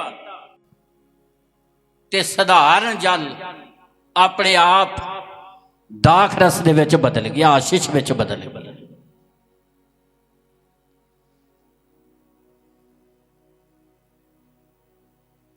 ਪਰਮੇਸ਼ਰ ਸਾਡੇ ਤੋਂ ਏਦਾਂ ਹੀ ਮੰਗ ਕਰਦਾ ਹੈ। ਜੇ ਅਸੀਂ ਆਪਣੀ ਜ਼ਿੰਦਗੀ 'ਚ ਬਦਲਾਅ ਚਾਹੁੰਦੇ ਹਾਂ, ਜੇ ਚਾਹੁੰਦੇ ਕਿ ਖੁਦਾ ਸਾਡੇ ਲਈ ਆਸ਼ੀਸ਼ ਦੇਵੇ, ਸਾਨੂੰ ਬਰਕਤ ਦੇਵੇ, ਸਾਡੇ ਹਾਲਾਤਾਂ ਨੂੰ ਬਦਲੇ, ਤੇ ਪਹਿਲੇ ਚਮਤਕਾਰ ਤੋਂ ਸਿੱਖੀਏ ਜਿਹੜਾ ਪ੍ਰਭੂ ਯੀਸ਼ੂ ਮਸੀਹ ਨੇ ਕਰਕੇ ਦਿਖਾਇਆ। ਮਾਹੌਲ ਨੂੰ ਚੇਂਜ ਕਰ ਦਿੱਤਾ। ਆਪਾਂ ਸਾਰੇ ਚਾਹੁੰਦੇ ਸਾਡੀ ਜ਼ਿੰਦਗੀ ਦਾ ਮਾਹੌਲ ਚੇਂਜ ਹੋ ਜਾਵੇ, ਸਾਡੇ ਘਰ ਦਾ ਮਾਹੌਲ ਚੇਂਜ ਹੋ ਜਾਵੇ, ਸਾਡਾ ਕਾਰੋਬਾਰ ਚੇਂਜ ਹੋ ਜਾਵੇ, ਸਾਡੀ ਹਰ ਇੱਕ ਚੀਜ਼ 'ਚ ਬਦਲਾਅ ਆ ਜਾਵੇ। ਜਿਹੜੀ ਬਰਕਤ ਚਲੀ ਗਈ ਆ ਵਾਪਸ ਆ ਜਾਵੇ। ਉਹ ਵਿਆਹ ਵਾਲਾ ਘਰ ਵੀ ਚਾਹੁੰਦਾ ਸੀ ਕਿ ਜਿਹੜੀ ਖੁਸ਼ੀ ਅਲੋਪ ਹੋ ਗਈ ਆ ਵਾਪਸ ਆ ਜਾਵੇ। ਆ ਗਈ ਵਾਪਸ। ਪਰ ਜਦੋਂ ਸੇਵਾਦਾਰਾਂ ਨੇ ਦਿਲ ਦੀ ਚਾਹ ਦੇ ਨਾਲ ਆਗਿਆਕਾਰੀ ਕੀਤੀ, ਨਿਰਾਸ਼ਾ ਵਾਲੀ ਹਾਲਤ, ਘਾਟੇ ਵਾਲੀ ਹਾਲਤ ਖੁਸ਼ੀ ਦੇ ਵਿੱਚ ਬਦਲ ਗਈ। ਕੱਢੋ ਤੇ ਸਭਾ ਦੇ ਪ੍ਰਧਾਨ ਦੇ ਕੋਲ ਲੈ ਜਾਓ। ਤੇ ਸਭਾ ਦੇ ਪ੍ਰਧਾਨ ਨੇ ਹੁਣ ਇਸ ਗੱਲ ਨੂੰ ਕਲੀਅਰ ਕਰਨਾ ਸੀ, ਤੇ ਸਭਾ ਦੇ ਪ੍ਰਧਾਨ ਨੇ ਜੇਕਰ ਚੰਗੀ ਗੱਲ ਕਹਿ ਦਿੱਤੀ ਤਾਂ ਮਾਹੌਲ ਚੰਗਾ ਬਣ ਜਾਣਾ ਸੀ, ਤੇ ਜੇ ਸਭਾ ਦਾ ਪ੍ਰਧਾਨ ਕਹਿ ਦਿੰਦਾ ਵੀ ਇੱਥੇ ਖਾਣ ਪੀਣ ਨੂੰ ਕੁਛ ਨਹੀਂ ਮਿਲਿਆ ਤੇ ਮਾਹੌਲ ਸਾਰਾ ਹੀ ਖਰਾਬ ਹੋ ਜਾਣਾ ਸੀ। ਤੇ ਹੁਣ ਸਭਾ ਦੇ ਪ੍ਰਧਾਨ ਨੂੰ ਪਤਾ ਨਹੀਂ ਸੀ ਵੀ ਇਹ ਹੈ ਕੀ ਤੇ ਇਹ ਆਇਆ ਕਿੱਥੋਂ ਆ। ਪੜ੍ਹੀਏ ਪੂਰੀ ਹੈ, ਧਿਆਨ ਨਾਲ ਸੁਣੀਏ। ਹਾਂਜੀ। ਸੋ ਉਹ ਲੈ ਗਏ। ਜਾਂ ਸਭਾ ਦੇ ਪ੍ਰਧਾਨ ਨੇ ਉਹ ਜਲ ਜਿਹੜਾ ਮੈਂ ਬਣ ਗਿਆ ਸੀ ਚਖਿਆ। ਹਾਂ, ਉਹ ਜਲ ਜਿਹੜਾ ਦਾਖਰਸ ਵਿੱਚ ਬਦਲ ਗਿਆ ਸੀ ਚਖਿਆ। ਔਰ ਨਾ ਜਾਤਾ ਜੋ ਇਹ ਕਿੱਥੋਂ ਹੈ। ਉਹਨੂੰ ਨਹੀਂ ਪਤਾ ਸੀ, ਉਹਨੂੰ ਇਸ ਗੱਲ ਦਾ ਪਤਾ ਨਹੀਂ ਸੀ। ਇਹ ਸੇਵਾਦਾਰਾਂ ਦੀ ਕੀਤੀ ਹੋਈ ਆਗਿਆਕਾਰੀ ਦਾ ਰਿਜ਼ਲਟ ਹੈ। ਜਿਹੜੀ ਗੱਲ ਮਰੀਅਮ ਨੇ ਕਹੀ ਸੀ ਕਿ ਜੋ ਯੀਸ਼ੂ ਕਵੇ ਸੋ ਤੁਸੀਂ, ਇਹ ਸੇਵਾਦਾਰਾਂ ਨੇ ਆਗਿਆਕਾਰੀ ਕੀਤੀ ਹੈ। ਪ੍ਰਧਾਨ ਨੂੰ ਤਾਂ ਪਤਾ ਹੀ ਕੁਛ ਨਹੀਂ। ਅੱਗੇ ਪਰ ਟੈਲੂਏ ਜਿਨ੍ਹਾਂ ਨੇ ਉਹ ਜਲ ਕੱਢਿਆ ਸੀ ਜਾਣਦੇ ਸਨ। ਹੁਣ ਟੈਲੂਆਂ ਨੂੰ ਸੇਵਾਦਾਰਾਂ ਨੂੰ ਪਤਾ ਸੀ ਵੀ ਇਹ ਜਲ ਵਾ ਜਿਹੜਾ ਅਸੀਂ ਪਾਇਆ ਆ ਮੱਟਾਂ 'ਚ। ਅੱਗੇ ਤਾਂ ਸਭਾ ਦੇ ਪ੍ਰਧਾਨ ਨੇ ਲਾੜੇ ਨੂੰ ਸੱਦ ਕੇ ਉਹਨੂੰ ਆਖਿਆ। ਸਭਾ ਦੇ ਪ੍ਰਧਾਨ ਨੇ ਲਾੜੇ ਨੂੰ ਸੱਦ ਕੇ ਆਖਿਆ, ਹਰੇਕ ਮਨੁੱਖ ਪਹਿਲਾਂ ਅੱਛੀ ਮੈਹ ਦਿੰਦਾ ਹੈ ਹਾਂ, ਅਤੇ ਜਾਂ ਬਹੁਤ ਪੀ ਚੁੱਕੇ ਤਾਂ ਮਗਰੋਂ ਮਾੜੀ, ਅੱਗੇ ਪਰ ਤੈਂ ਅੱਛੀ ਮੈਹ ਹੁਣ ਤੱਕ ਰੱਖ ਛੱਡੀ ਹੈ। ਹਾਲੇਲੂਇਆ। ਅੱਛਾ ਦਾਖਰਸ ਹੁਣ ਤੱਕ ਰੱਖਿਆ ਹੋਇਆ ਆ। ਤੇ ਜਦੋਂ ਸਭਾ ਦੇ ਪ੍ਰਧਾਨ ਨੇ ਗੱਲ ਕਹਿਤੀ ਤੇ ਸਮਝ ਲਓ ਕਿ ਘਰ ਦਾ ਮਾਹੌਲ ਤੇ ਵਿਆਹ ਦਾ ਮਾਹੌਲ ਆਪਣੇ ਆਪ ਹੀ ਖੁਸ਼ੀ 'ਚ ਬਦਲ ਗਿਆ। ਤਾਲੀ ਮਾਰੀਏ ਜ਼ੋਰ ਦੇ ਨਾਲ। ਤਾਂ ਪਹਿਲਾਂ ਮੇਰਾ ਖਿਆਲ ਸਭਾ ਦੇ ਪ੍ਰਧਾਨ ਨੇ ਰੌਲਾ ਪਾਇਆ ਹੋਣਾ ਵੀ ਸਮਾਨ ਹੀ ਮੁੱਕ ਗਿਆ। ਕਿਹਨੇ ਰੌਲਾ ਪਾਇਆ ਹੋਣਾ? ਉਹਨੇ ਰੌਲਾ ਪਾਇਆ ਹੋਣਾ ਵੀ ਸਮਾਨ ਹੀ ਹੈ ਨਹੀਂ। ਤੇ ਹੁਣ ਉਹਦੇ ਕੋਲ ਖਬਰ ਆ ਗਈ। ਅੱਛੀ ਮੈਂ, ਅੱਛਾ ਦਾਖਰਸ। ਗੱਲ ਦਾਖਰਸ ਦੀ ਨਹੀਂ, ਗੱਲ ਅੱਛੀ ਜ਼ਿੰਦਗੀ ਦੀ ਹੈ। ਆਨੰਦ ਵਾਲੀ ਜ਼ਿੰਦਗੀ, ਖੁਸ਼ੀ ਵਾਲੀ ਜ਼ਿੰਦਗੀ, ਤਸੱਲੀ ਵਾਲੀ ਜ਼ਿੰਦਗੀ, ਸ਼ਾਂਤੀ ਵਾਲੀ ਜ਼ਿੰਦਗੀ। ਕਈਆਂ ਦੇ ਕੋਲ ਜ਼ਿੰਦਗੀ ਹੈਗੀ ਤਾਂ ਹੈਗੀ ਹੈ, ਪਰ ਆਨੰਦ ਵਾਲੀ ਨਹੀਂ। ਜੀਵਨ ਹੈਗਾ ਆ, ਆਨੰਦ ਵਾਲਾ ਨਹੀਂ। ਉਹ ਕਹਿ ਦਿੰਦੇ ਜੀ ਵਕਤ ਨੂੰ ਧੱਕਾ ਦਿੰਦੇ ਆ, ਪਰ ਪ੍ਰਭੂ ਯੀਸ਼ੂ ਮਸੀਹ ਅੱਛਾ ਜੀਵਨ ਦੇਣ ਦੇ ਲਈ ਆਇਆ, ਸਦੀਪਕ ਜੀਵਨ ਦੇਣ ਦੇ ਲਈ। ਉਹ ਜੀਵਨ ਜਿਹਦੇ ਵਿੱਚ ਆਨੰਦ ਹੈ, ਉਹ ਜੀਵਨ ਜਿਹਦੇ ਵਿੱਚ ਸ਼ਾਂਤੀ ਹੈ, ਉਹ ਜੀਵਨ ਜਿਹੜਾ ਜੀਉਣ ਨੂੰ ਮਨ ਕਰਦਾ ਆ। ਜਿਸ ਤਰ੍ਹਾਂ ਉਹਨੇ ਸਧਾਰਨ ਜਲ ਨੂੰ ਅੱਛੀ ਦਾਖਰਸ ਵਿੱਚ ਬਦਲ ਦਿੱਤਾ, ਏਦਾਂ ਉਹ ਸਾਡੀ ਸਧਾਰਨ ਜ਼ਿੰਦਗੀ ਨੂੰ, ਸਾਡੇ ਸਧਾਰਨ ਜੀਵਨ ਨੂੰ ਉਹ ਸਦੀਪਕ ਜੀਵਨ ਦੇ ਵਿੱਚ, ਆਨੰਦ ਵਾਲੇ ਜੀਵਨ ਦੇ ਵਿੱਚ ਬਦਲਦਾ ਹੈ। ਪਰ ਬਦਲਦਾ ਉਦੋਂ ਹੀ ਹੈ ਜਦੋਂ ਅਸੀਂ ਸੇਵਾਦਾਰਾਂ ਵਾਂਗ ਵਚਨ ਦੀ ਰਿਸਪੈਕਟ ਕਰਦੇ ਹਾਂ, ਆਦਰ ਕਰਦੇ ਹਾਂ, ਸਤਿਕਾਰ ਕਰਦੇ ਹਾਂ ਤੇ ਆਪਣੀ ਸਮਝ ਨੂੰ ਇੱਕ ਸਾਈਡ ਤੇ ਕਰਕੇ ਖੁਦਾ ਦੇ ਵਚਨ ਦੀ ਸਮਝ ਤੇ ਚੱਲਦੇ ਹਾਂ। ਕਿਉਂਕਿ ਪ੍ਰਭੂ ਯੀਸ਼ੂ ਮਸੀਹ ਆਇਆ ਹੀ ਇਸੇ ਲਈ ਸੀ। ਇਸ ਲਈ ਜਦੋਂ ਅਸੀਂ ਰੋਟੀ ਤੇ ਪਿਆਲੇ ਚੋਂ ਲੈਂਦੇ ਹਾਂ, ਦਾਖਰਸ ਲੈਂਦੇ ਹਾਂ ਤੇ ਰੋਟੀ ਲੈਂਦੇ ਹਾਂ, ਇਸੇ ਗੱਲ ਦਾ ਸੰਕੇਤ ਹੈ। ਯੀਸ਼ੂ ਦੀ ਕੁਰਬਾਨੀ ਵੱਲ ਇਸ਼ਾਰਾ ਆ। ਇਸ ਲਈ ਪ੍ਰਭੂ ਯੀਸ਼ੂ ਮਸੀਹ ਨੇ ਆਖਿਆ, ਪੜ੍ਹੀਏ ਔਰ ਧਿਆਨ ਨਾਲ ਸੁਣੀਏ, ਯਹੰਨਾ ਦੀ ਅੰਜੀਲ 6 ਅਧਿਆਇ ਉਹਦੀ 55 ਆਇਤ।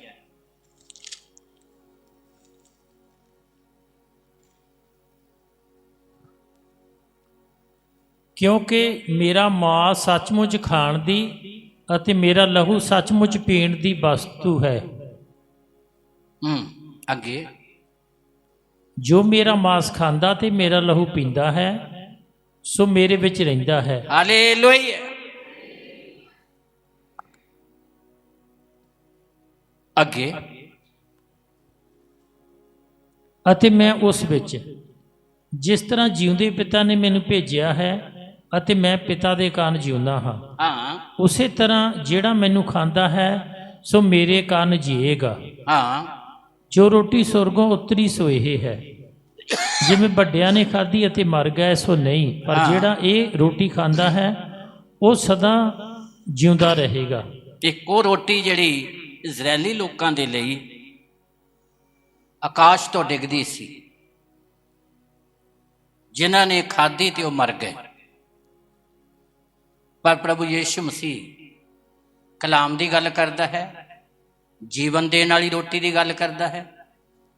ਇਸ ਲਈ ਇੱਥੇ ਬਿਆਨ ਕੀਤਾ ਗਿਆ ਕਿ ਜਿਉਣ ਦੀ ਰੋਟੀ ਮੈਂ ਹਾਂ, ਜੋ ਖਾਵੇਗਾ ਉਹ ਕਦੀ ਵੀ ਭੁੱਖਾ ਨਹੀਂ ਰਹੇਗਾ। ਗੱਲ ਇਹ ਕਣਕ ਦੀ ਮੱਕੀ ਦੀ ਰੋਟੀ ਦੀ ਨਹੀਂ, ਗੱਲ ਜਿਉਂਦੇ ਕਲਾਮ ਦੀ ਹੈ, ਵਚਨ ਦੀ ਹੈ। ਵਚਨ ਦੇ ਵਿੱਚ ਆਤਮਿਕ ਜੀਵਨ ਹੈ। ਇਸ ਲਈ ਪ੍ਰਭੂ ਨੇ ਕਿਹਾ ਜਿਹੜਾ ਮੇਰਾ ਮਾਸ ਖਾਵੇਗਾ ਤੇ ਮੇਰਾ ਲਹੂ ਪੀਵੇਗਾ ਉਹਦੇ ਵਿੱਚ ਜੀਵਨ ਹੋਵੇਗਾ। ਚੇਲੇ ਸਾਡੇ ਵਰਗੇ ਸੀ, ਇਸ ਲਈ ਆਪਸ ਵਿੱਚ ਹੀ ਸੋਚਣ ਲੱਗੇ, ਇੱਦਾਂ ਹੀ ਸੋਚਣ ਲੱਗੇ ਜਿੱਦਾਂ ਵਿਆਹ ਦੇ ਮਾਹੌਲ ਨੂੰ ਪ੍ਰਭੂ ਯਿਸੂ ਮਸੀਹ ਨੇ ਚੇਂਜ ਕਰ ਦਿੱਤਾ। ਉਹ ਵਿਆਹ ਦੇ ਮਾਹੌਲ ਨੂੰ ਚੇਂਜ ਕਰਨ ਲਈ ਨਹੀਂ ਆਇਆ ਸੀ, ਉਹ ਤਾਂ ਇਸ ਸੰਸਾਰ ਦੇ ਮਾਹੌਲ ਨੂੰ ਚੇਂਜ ਕਰਨ ਦੇ ਲਈ ਆਇਆ ਸੀ। ਉਹ ਤਾਂ ਇੱਕ ਚਿੰਨ੍ਹ ਸੀ। ਪ੍ਰਭੂ ਯਿਸੂ ਮਸੀਹ ਨੇ ਲਾਜ਼ਰ ਨੂੰ ਜਿੰਦਾ ਕੀਤਾ, ਉਹ ਇਕੱਲੇ ਲਾਜ਼ਰ ਨੂੰ ਜਿੰਦਾ ਕਰਨ ਲਈ ਨਹੀਂ ਆਇਆ ਸੀ, ਉਹ ਤਾਂ ਸਾਰੀ ਦੁਨੀਆ ਨੂੰ ਜਿੰਦਾ ਕਰਨ ਦੇ ਲਈ ਆਇਆ। ਜਮਾਂਦਰੂ ਅੰਨੇ ਦੀਆਂ ਅੱਖਾਂ ਖੋਲ ਦਿੱਤੀਆਂ, ਉਹ ਇਕੱਲੇ ਜਮਾਂਦਰੂ ਅੰਨੇ ਦੀਆਂ ਅੱਖਾਂ ਖੋਲਣ ਲਈ ਨਹੀਂ ਆਇਆ, ਉਹ ਸਾਰੀ ਦੁਨੀਆ ਦੀਆਂ ਅੱਖਾਂ ਖੋਲਣ ਦੇ ਲਈ ਆਇਆ, ਤਾਂ ਕਿ ਹਰ ਇੱਕ ਇਨਸਾਨ ਆਪਣੇ ਸਿਰਜਣਹਾਰੇ ਨੂੰ ਵੇਖ ਸਕੇ। ਉਹ ਵਿਆਹ ਦੇ ਮਾਹੌਲ ਨੂੰ ਠੀਕ ਕਰਨ ਲਈ ਨਹੀਂ ਆਇਆ ਸੀ, ਉਹ ਸਾਰੇ ਸੰਸਾਰ 'ਚ ਜਿਹੜਾ ਆਦਮ ਦੇ ਕਾਰਨ ਮਾਹੌਲ ਖਰਾਬ ਹੋ ਗਿਆ, ਰਿਸ਼ਤਾ ਪਰਮੇਸ਼ਰ ਦੇ ਨਾਲ ਉਹ ਟੁੱਟ ਗਿਆ, ਜੋੜਨ ਦੇ ਲਈ ਆਇਆ ਸੀ। ਇਸ ਲਈ ਇੱਥੇ ਪ੍ਰਭੂ ਯਿਸੂ ਮਸੀਹ ਆਪਣੇ ਬਦਨ ਦੀ, ਆਪਣੇ ਸਰੀਰ ਦੀ ਗੱਲ ਕਰਦਾ। ਜਿਹੜਾ ਮੇਰਾ ਮਾਸ ਖਾਵੇਗਾ ਤੇ ਲਹੂ ਪੀਵੇਗਾ ਉਹਦੇ ਵਿੱਚ ਜੀਵਨ ਹੋਵੇਗਾ। ਹੁਣ ਚੇਲੇ ਸੋਚੇ ਵੀ ਇਹ ਗੱਲ ਬੜੀ ਔਖੀ ਹੈ, ਯਿਸੂ ਮਸੀਹ ਦਾ ਮਾਸ ਕੌਣ ਖਾਊਗਾ ਤੇ ਉਹਦਾ ਲਹੂ ਕੌਣ ਪੀਊਗਾ? ਇੱਕ ਭਰੋਸੇ ਵਾਲੀ ਗੱਲ ਹੈ, ਵਿਸ਼ਵਾਸ ਦੀ ਗੱਲ ਹੈ, ਇਹ ਇੱਕ ਆਤਮਿਕ ਰਿਸ਼ਤੇ ਦੀ ਗੱਲ ਹੈ। ਪਰ ਉਹ ਸਮਝੇ ਕਿ ਪ੍ਰਭੂ ਯਿਸੂ ਮਸੀਹ ਸਾਨੂੰ ਮਾਸ ਖਾਣ ਲਈ ਕਹਿ ਰਿਹਾ। ਅੱਗੇ ਪੜ੍ਹੀਏ ਔਰ ਧਿਆਨ ਨਾਲ ਸੁਣੀਏ। ਹਾਂਜੀ। ਪਰ ਜਿਹੜਾ ਇਹ ਰੋਟੀ ਖਾਂਦਾ ਹੈ ਉਹ ਸਦਾ ਜਿਉਂਦਾ ਰਹੇਗਾ।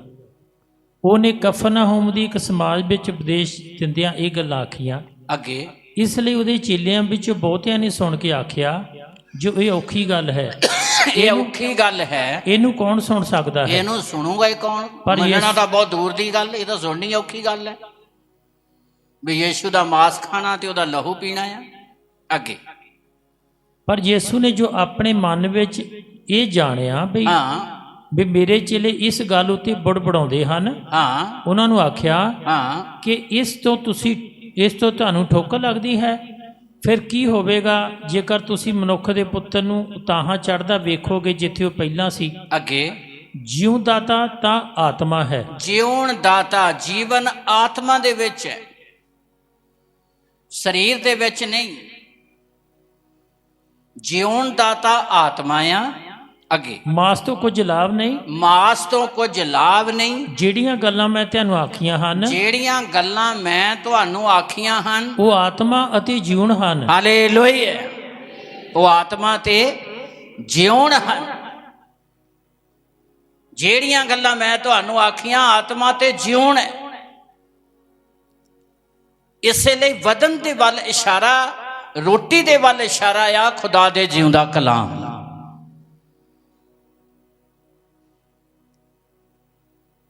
ਕਿ ਜਿਸ ਤਰ੍ਹਾਂ ਰੋਟੀ ਕਈ ਸਟੇਜਾਂ ਵਿੱਚ ਦੀ ਗੁਜ਼ਰ ਕੇ ਸਾਡੇ ਹੱਥ 'ਚ ਆਉਂਦੀ ਹੈ। ਕਣਕ ਦੇ ਦਾਣੇ ਚੱਕੀ ਦੇ ਵਿੱਚ ਪੀ ਹੁੰਦੇ ਨੇ, ਦੋਨਾਂ ਪੁੜਾਂ ਦੇ ਦਰਮਿਆਨ ਆਟਾ ਬਣਦਾ ਆ। ਆਟਾ ਕਈ ਸਟੇਜਾਂ ਵਿੱਚ ਦੀ ਗੁਜ਼ਰ ਕੇ ਰੋਟੀ ਜਦੋਂ ਬਣਦੀ ਆ ਉਹਨੂੰ ਆਟੇ ਨੂੰ ਗੁੰਨਿਆ ਜਾਂਦਾ, ਫਿਰ ਅੱਗ ਤੇ ਸੇਕ ਲੱਗਦਾ ਆ। ਸੇਕ ਲੱਗਣ ਤੋਂ ਬਾਅਦ ਰੋਟੀ ਬਣਦੀ ਆ ਜਿਹਨੂੰ ਅਸੀਂ ਖਾਂਦੇ ਆ। ਇਹ ਪ੍ਰਭੂ ਯਿਸੂ ਮਸੀਹ ਦਾ ਉਹ ਬਦਨ ਹੈ ਜਿਹੜਾ ਸਾਡੀ ਖਾਤਰ ਜ਼ਖਮੀ ਹੋਇਆ। ਪਿੱਠ ਤੇ 39 ਕੋੜੇ ਲਗਾਏ ਗਏ, ਹੱਥਾਂ ਪੈਰਾਂ ਦੇ ਵਿੱਚ ਕਿੱਲ ਠੋਕੇ ਗਏ, ਸਿਰ ਤੇ ਕੰਡਿਆਂ ਦਾ ਤਾਜ ਰੱਖਿਆ ਗਿਆ। ਜਿੱਦਾਂ ਕਣਕ ਦਾ ਆਟਾ ਜਿਹੜਾ ਦਾਣਿਆਂ ਤੋਂ ਸ਼ੁਰੂ ਹੋ ਜਾਂਦਾ, ਰੋਟੀ ਬਣ ਤੱਕ ਕਿੰਨੀਆਂ ਸਟੇਜਾਂ ਵੇਚਦੀ ਗੁਜ਼ਰਦਾ, ਇਦਾਂ ਯਿਸੂ ਮਸੀਹ ਦਾ ਵਦਨ ਜਿਹੜਾ ਅਤ ਪਵਿੱਤਰ ਸੀ, ਮੇਰੀ ਤੇ ਤੁਹਾਡੀ ਖਾਤਰ ਜ਼ਖਮੀ ਹੋਇਆ। ਇਸ ਲਈ ਯਸ਼ਾਇਆ ਨਬੀ ਬਿਆਨ ਕਰਦਾ 53 ਅਧਿਆਏ 'ਚ ਕਿ ਉਹਦੇ ਕੋੜੇ ਖਾਣ ਦੇ ਨਾਲ ਅਸੀਂ ਚੰਗੇ ਕੀਤੇ। ਸਿੱਧੇ ਦਾਣੇ ਕਿਉਂ ਨਹੀਂ ਖਾ ਲੈਂਦੇ ਆਪਾਂ? ਹਾਂਜੀ, ਇਸ ਲਈ ਰੋਟੀ ਦਾ ਜ਼ਿਕਰ ਹੈ। ਦਾਣੇ ਕਈ ਸਟੇਜਾਂ ਵਿੱਚ ਦੀ ਗੁਜ਼ਰ ਕੇ, ਕਈ ਹਾਲਾਤਾਂ ਵਿੱਚ ਦੀ ਗੁਜ਼ਰ ਕੇ, 2 ਚੱਕੀ ਦੇ ਪੁੜ ਆਟਾ ਫਿਰ ਬਣਦਾ। ਇੱਕ ਦੁਨੀਆ ਦੇ ਪਾਪ ਤੇ ਦੂਜਾ ਉੱਪਰ ਵਾਲੇ ਦਾ ਹੁਕਮ, ਉੱਪਰ ਵਾਲੇ ਨੂੰ ਪ੍ਰਸੰਨ ਕਰਨਾ। ਦੋਨਾਂ ਪੁੜਾਂ ਦੇ ਦਰਮਿਆਨ ਯਿਸੂ ਮਸੀਹ ਪੀ ਹੋਇਆ। ਪਿਤਾ ਦਾ ਵਚਨ ਵੀ ਪੂਰਾ ਕਰਨਾ ਸੀ ਤੇ ਦੁਨੀਆ ਦੇ ਪਾਪ ਵੀ ਚੱਕਣੇ ਸੀ।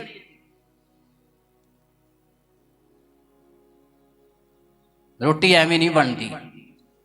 ਯਿਸੂ ਮਸੀਹ ਦਾ ਵਦਨ ਸਾਡੀ ਖਾਤਰ ਏਦਾਂ ਜ਼ਖਮੀ ਕੀਤਾ ਗਿਆ, ਏਦਾਂ ਕੁਚਲਿਆ ਗਿਆ। ਤਦ ਅਸੀਂ ਜਦੋਂ ਪ੍ਰਭੂ ਭੋਜ ਲੈਂਦੇ ਹਾਂ, ਰੋਟੀ ਤੇ ਪਿਆਲੇ ਚੋਂ ਲੈਂਦੇ ਹਾਂ। ਇਸ ਲਈ ਪ੍ਰਭੂ ਯਿਸੂ ਮਸੀਹ ਨੇ ਕਿਹਾ, ਜਿਹੜਾ ਮੇਰਾ ਬਦਨ ਖਾਵੇਗਾ ਤੇ ਲਹੂ ਪੀਵੇਗਾ, ਅੰਗੂਰਾਂ ਦਾ ਰਸ ਜਿਹਦੇ ਵਿੱਚ ਜੀਵਨ ਹੈ, ਵਿਸ਼ਵਾਸ ਨਾਲ ਅਸੀਂ ਪਾਪਾਂ ਦੀ ਮਾਫੀ ਪਾਉਂਦੇ ਹਾਂ। ਅੰਗੂਰਾਂ ਦਾ ਰਸ ਨਿਕਲਦਾ ਕਦੋਂ ਆ? ਜਦੋਂ ਅੰਗੂਰਾਂ ਦਾ ਵਜੂਦ ਖਤਮ ਹੋ ਜਾਂਦਾ, ਉਹਨਾਂ ਦੀ ਆਪਣੀ ਸਾਰੀ ਤਾਕਤ ਖਤਮ ਹੋ ਜਾਂਦੀ, ਉਹ ਰਸ ਜਿਹੜਾ ਨਿਕਲਦਾ ਹੈ। ਯਿਸੂ ਮਸੀਹ ਦਾ ਲਹੂ ਸਲੀਬ ਦੇ ਉੱਤੇ ਇੱਕ ਕਤਰਾ ਕਤਰਾ ਵਹਾਇਆ ਗਿਆ, ਜਿਹੜਾ ਇਨਸਾਨ ਨੂੰ ਜੀਵਨ ਦਿੰਦਾ ਆ, ਪਾਪਾਂ ਦੀ ਮਾਫੀ ਦਿੰਦਾ ਆ। ਇਸ ਲਈ ਪ੍ਰਭੂ ਯਿਸੂ ਮਸੀਹ ਨੇ ਕਿਹਾ, ਜਿਹੜਾ ਮੇਰਾ ਬਦਨ ਖਾਵੇਗਾ ਤੇ ਲਹੂ ਪੀਵੇਗਾ, ਉਹਦੇ ਵਿੱਚ ਹਮੇਸ਼ਾ ਦੀ ਜ਼ਿੰਦਗੀ ਹੋਵੇਗੀ। ਚੇਲੇ ਸੋਚਣ ਲੱਗ ਪਏ ਕਿ ਇਹ ਕੌਣ ਕਰ ਸਕਦਾ ਹੈ, ਪਰ ਪ੍ਰਭੂ ਨੇ ਅੱਗੇ ਜਾ ਕੇ ਇਸ ਗੱਲ ਨੂੰ ਕਲੀਅਰ ਕੀਤਾ ਕਿ ਮਾਸ ਤੇ ਹੱਡ ਤੋਂ ਕੋਈ ਲਾਭ ਨਹੀਂ, ਜਿਉਣ ਦਾਤਾ ਆਤਮਾ ਹੈ।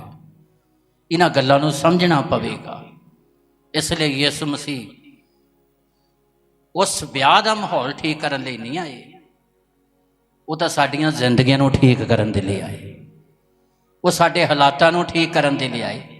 ਉਹ ਜਿਹੜੀ ਆਦਮ ਦੇ ਕੋਲੋਂ ਚਲੀ ਗਈ ਖੁਸ਼ੀ ਸੀ, ਉਹ ਵਾਪਸ ਮੋੜਨ ਦੇ ਲਈ ਆਏ। ਇਸ ਲਈ ਜਦੋਂ ਅਸੀਂ ਕ੍ਰਿਸਮਸ ਮਨਾਉਂਦੇ ਹਾਂ ਤੇ ਪਹਿਲੀ ਗੱਲ ਕ੍ਰਿਸਮਸ ਦੇ ਵਿੱਚ ਇੱਕ ਖਾਸ ਗੱਲ ਜਿਹੜੀ ਨਜ਼ਰ ਆਉਂਦੀ ਹੈ, ਉਹ ਇਹ ਆ ਕਿ ਜਿਹੜੇ ਅਯਾਲੀ ਰਾਤ ਦੇ ਸਮੇਂ ਭੇਡਾਂ ਦੀ ਰਾਖੀ ਕਰਦੇ ਸੀ ਤੇ ਫਰਿਸ਼ਤਿਆਂ ਦਾ ਝੁੰਡ ਜਦੋਂ ਉਤਰਿਆ ਤੇ ਉਹਨਾਂ ਨਾਲ ਗੱਲ ਕੀਤੀ ਤੇ ਫਰਿਸ਼ਤਿਆਂ ਨੇ ਇਹ ਗੱਲ ਕਹੀ, ਨਾ ਡਰੋ, ਮੈਂ ਤੁਹਾਨੂੰ ਵੱਡੀ ਖੁਸ਼ੀ ਦੀ ਖਬਰ। ਕਿਹੜੀ ਖੁਸ਼ੀ ਦੀ ਖਬਰ? ਜਿਹੜੀ ਸੰਸਾਰ ਤੋਂ ਵੱਡੀ ਹੈ, ਜਿਹੜੀ ਖੁਸ਼ੀ ਆਦਮ ਦੀ ਜ਼ਿੰਦਗੀ ਚੋਂ ਚਲੀ ਗਈ ਸੀ। ਤਾਲੀ ਮਾਰੀਏ ਜ਼ੋਰ ਦੇ ਨਾਲ। ਜਿਹੜਾ ਆਨੰਦ ਆਦਮ ਦੀ ਜ਼ਿੰਦਗੀ ਚੋਂ ਚਲਾ ਗਿਆ ਸੀ, ਜਿਹੜਾ ਜੀਵਨ ਆਦਮ ਦੀ ਜ਼ਿੰਦਗੀ ਚੋਂ ਚਲਾ ਗਿਆ ਸੀ, ਉਹ ਦੇਣ ਵਾਸਤੇ ਆਇਆ। ਇਹ ਵਿਆਹ ਦਾ ਚਮਤਕਾਰ ਤਾਂ ਇੱਕ ਸੰਕੇਤ ਹੈ, ਸ਼ੁਰੂਆਤ ਹੈ। ਅਸਲ ਚਮਤਕਾਰ ਪ੍ਰਭੂ ਯਿਸੂ ਮਸੀਹ ਸਲੀਬ ਤੇ ਕਰਨ ਦੇ ਲਈ ਜਾ ਰਿਹਾ ਸੀ। ਤੇ ਜਦ ਤੱਕ ਉਹ ਚਮਤਕਾਰ ਨਹੀਂ ਹੁੰਦਾ, ਉਦੋਂ ਤੱਕ ਸਾਰੇ ਚਮਤਕਾਰ ਅਧੂਰੇ ਨੇ। ਘਰ 'ਚ ਵਿਆਹ ਹੁੰਦਾ, ਕਈ ਰੀਤੀ ਰਿਵਾਜ ਨੇ, ਕਈ ਤਰ੍ਹਾਂ ਦਾ ਕਲਚਰ ਹੈ। ਇੱਕ ਦਿਨ 2 ਦਿਨ ਪਹਿਲਾਂ ਜੀ ਜਾਗੋ ਕੱਢੋ, ਆਹ ਕਰੋ, ਇਹ ਕਰੋ, ਸਮਾਜ ਨੂੰ ਇਕੱਠੇ ਕਰੋ। ਜਿੱਦਾਂ ਦਾ ਮਾਹੌਲ ਚੱਲਦਾ ਜੀ, ਡੀਜੇ ਚਲਾਈ ਜਾਓ, ਸਾਰੀ ਰਾਤ ਨੱਚੀ ਜਾਓ, ਟੱਪੀ ਜਾਓ। ਅਸਲ ਵਿਆਹ ਉਦੋਂ ਕੰਪਲੀਟ ਹੁੰਦਾ ਜਦੋਂ ਦੁਲਹਾ ਦੁਲਹਨ ਨੂੰ ਲੈ ਕੇ ਆਪਣੇ ਘਰ ਚਲਾ ਜਾਂਦਾ। ਉਸ ਤੋਂ ਪਹਿਲਾਂ ਚਾਹੇ ਜਾਗੋ ਕੱਢੀ ਜਾਓ, ਬਾਈਬਲ ਦੇ ਅਨੁਸਾਰ ਨਹੀਂ, ਚਾਹੇ ਕੁਛ ਹੋਰ ਰੌਲੇ ਰੱਪੇ ਪਾਈ ਜਾਓ, ਚਾਹੇ ਜਿੱਦਾਂ ਦੇ ਮਰਜ਼ੀ ਰੰਗ ਬਿਰੰਗੇ ਖਾਣੇ ਬਣਾ ਕੇ ਖਿਲਾਓ, ਚਾਹੇ ਵਿਆਹ ਵਾਲੇ ਦਿਨ ਜਿੰਨੇ ਮਰਜ਼ੀ ਬਾਜੇ ਵੱਜੀ ਜਾਣ, ਉਦੋਂ ਤੱਕ ਵਿਆਹ ਅਧੂਰਾ ਆ ਜਦੋਂ ਤੱਕ ਦੁਲਹਾ ਦੁਲਹਨ ਨੂੰ ਆਪਣੇ ਘਰ ਲੈ ਕੇ ਚਲਾ ਨਹੀਂ ਜਾਂਦਾ।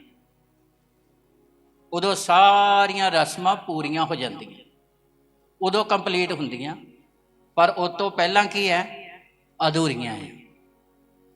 ਸਾਰੀਆਂ ਗੱਲਾਂ ਅਧੂਰੀਆਂ ਹੈ, ਸਾਰੀਆਂ ਖੁਸ਼ੀਆਂ ਅਧੂਰੀਆਂ, ਨੱਚਣਾ ਟੱਪਣਾ, ਖਾਣਾ ਪੀਣਾ, ਕੱਪੜੇ ਪਾਉਣੇ, ਇਹ ਕੁਛ ਕਰਨਾ, ਦਿਖਾਵਾ ਕਰਨਾ, 2-2 4-4 ਵਾਰੀ ਸੱਜੇ ਖੱਬੇ ਜਾਣਾ, 3-3 ਵਾਰੀ ਕੱਪੜੇ ਚੇਂਜ ਕਰਨੇ, ਸਾਰੇ ਅਧੂਰੇ ਆ। ਕੰਪਲੀਟ ਉਦੋਂ ਹੁੰਦਾ ਜਦੋਂ ਦੁਲਹਾ ਦੁਲਹਨ ਨੂੰ ਆਪਣੇ ਘਰ ਲੈ ਕੇ ਚਲਾ ਜਾਂਦਾ। ਇੱਥੇ ਹੁਣ ਅਸਲੀ ਖੁਸ਼ੀ ਜਿਹੜੀ ਹੈ ਉਦੋਂ ਆਉਣੀ ਸੀ ਜਦੋਂ ਯਿਸੂ ਮਸੀਹ ਨੇ ਆਪਣੇ ਜੀਵਨ ਦੀ ਕੁਰਬਾਨੀ ਸਲੀਬ ਤੇ ਦੇਣੀ ਸੀ, ਉਦੋਂ ਅਸਲ ਆਨੰਦ ਆਉਣਾ ਸੀ। ਇਸ ਲਈ ਪ੍ਰਭੂ ਯਿਸੂ ਮਸੀਹ ਨੇ ਕਿਹਾ, ਪੜ੍ਹੀਏ ਔਰ ਧਿਆਨ ਦੇ ਨਾਲ ਸੁਣੀਏ। ਲੂਕਾ ਦੀ ਅੰਜੀਲ 12 ਅਧਿਆਏ ਉਹਦੀ 50 ਆਇਤ। ਪਰ ਮੈਂ ਇੱਕ ਬਪਤਿਸਮਾ ਲੈਣਾ ਹੈ ਅਤੇ ਜਦ ਤੀਕਰ ਉਹ ਸੰਪੂਰਨ ਨਾ ਹੋਵੇ ਤਦ ਤੀਕਰ ਮੈਂ ਕਿੱਡਾ ਔਖਾ ਰਹਾਂਗਾ। ਬਸ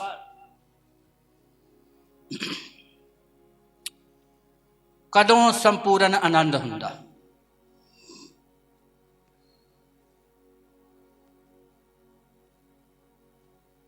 ਫਿਰ ਪੜ੍ਹੀਏ, ਧਿਆਨ ਨਾਲ ਸੁਣੀਏ।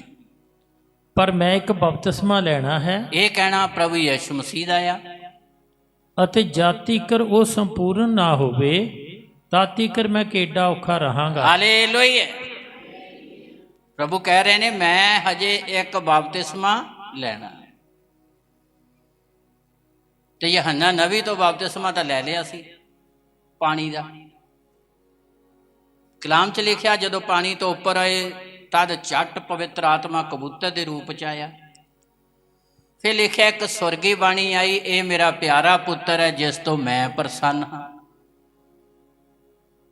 ਪਾਣੀ ਦਾ ਬਪਤਿਸਮਾ ਵੀ ਲਿਆ, ਪਵਿੱਤਰ ਆਤਮਾ ਦਾ ਬਪਤਿਸਮਾ ਵੀ, ਕਬੂਤਰ ਦੇ ਰੂਪ 'ਚ ਉਤਰਿਆ। ਪਰ ਇੱਥੇ ਹਜੇ ਇੱਕ ਗੱਲ ਹੋਰ ਕਹਿ ਰਹੇ ਨੇ ਪ੍ਰਭੂ।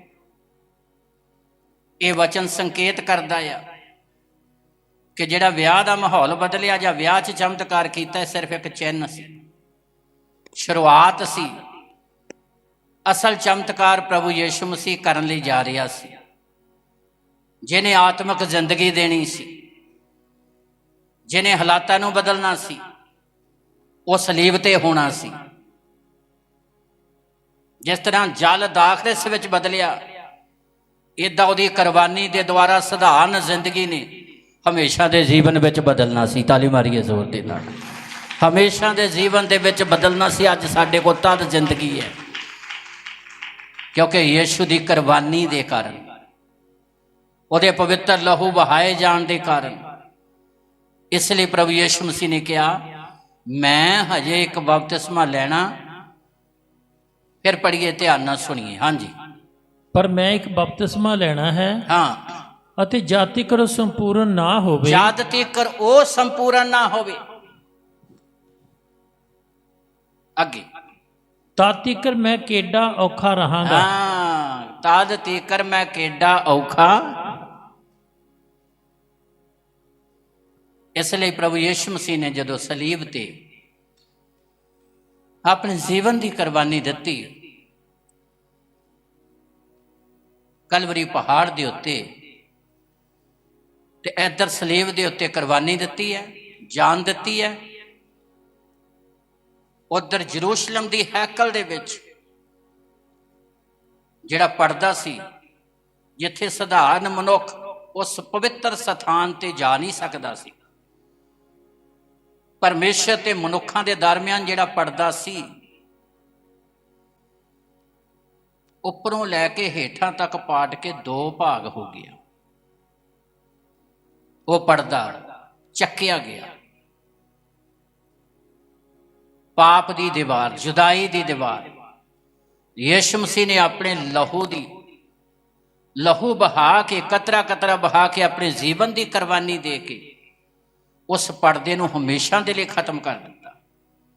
ਉਸ ਦੀਵਾਰ ਨੂੰ, ਪਾਪ ਦੀ ਦੀਵਾਰ ਨੂੰ ਹਮੇਸ਼ਾ ਲਈ ਢਾ ਦਿੱਤਾ। ਜਿਹੜਾ ਜੀਵਨ ਆਦਮ ਦੇ ਕੋਲੋਂ ਚਲਾ ਗਿਆ ਸੀ, ਦੁਬਾਰਾ ਪ੍ਰਦਾਨ ਕੀਤਾ। ਜਿੱਦਾਂ ਹੀ ਹੈਕਲ ਦਾ ਉੱਪਰੋਂ ਲੈ ਕੇ ਹੇਠਾਂ ਤੱਕ ਪਾਟ ਕੇ ਪਰਦਾ 2 ਭਾਗ ਹੋ ਗਿਆ, ਜਿੱਦਾਂ ਹੀ ਪ੍ਰਭੂ ਯਿਸੂ ਮਸੀਹ ਨੇ ਆਪਣੇ ਜੀਵਨ ਦੀ ਕੁਰਬਾਨੀ ਦਿੱਤੀ ਔਰ ਆਖਰੀ ਸ਼ਬਦ ਸੀ, ਪੂਰਾ ਹੋਇਆ।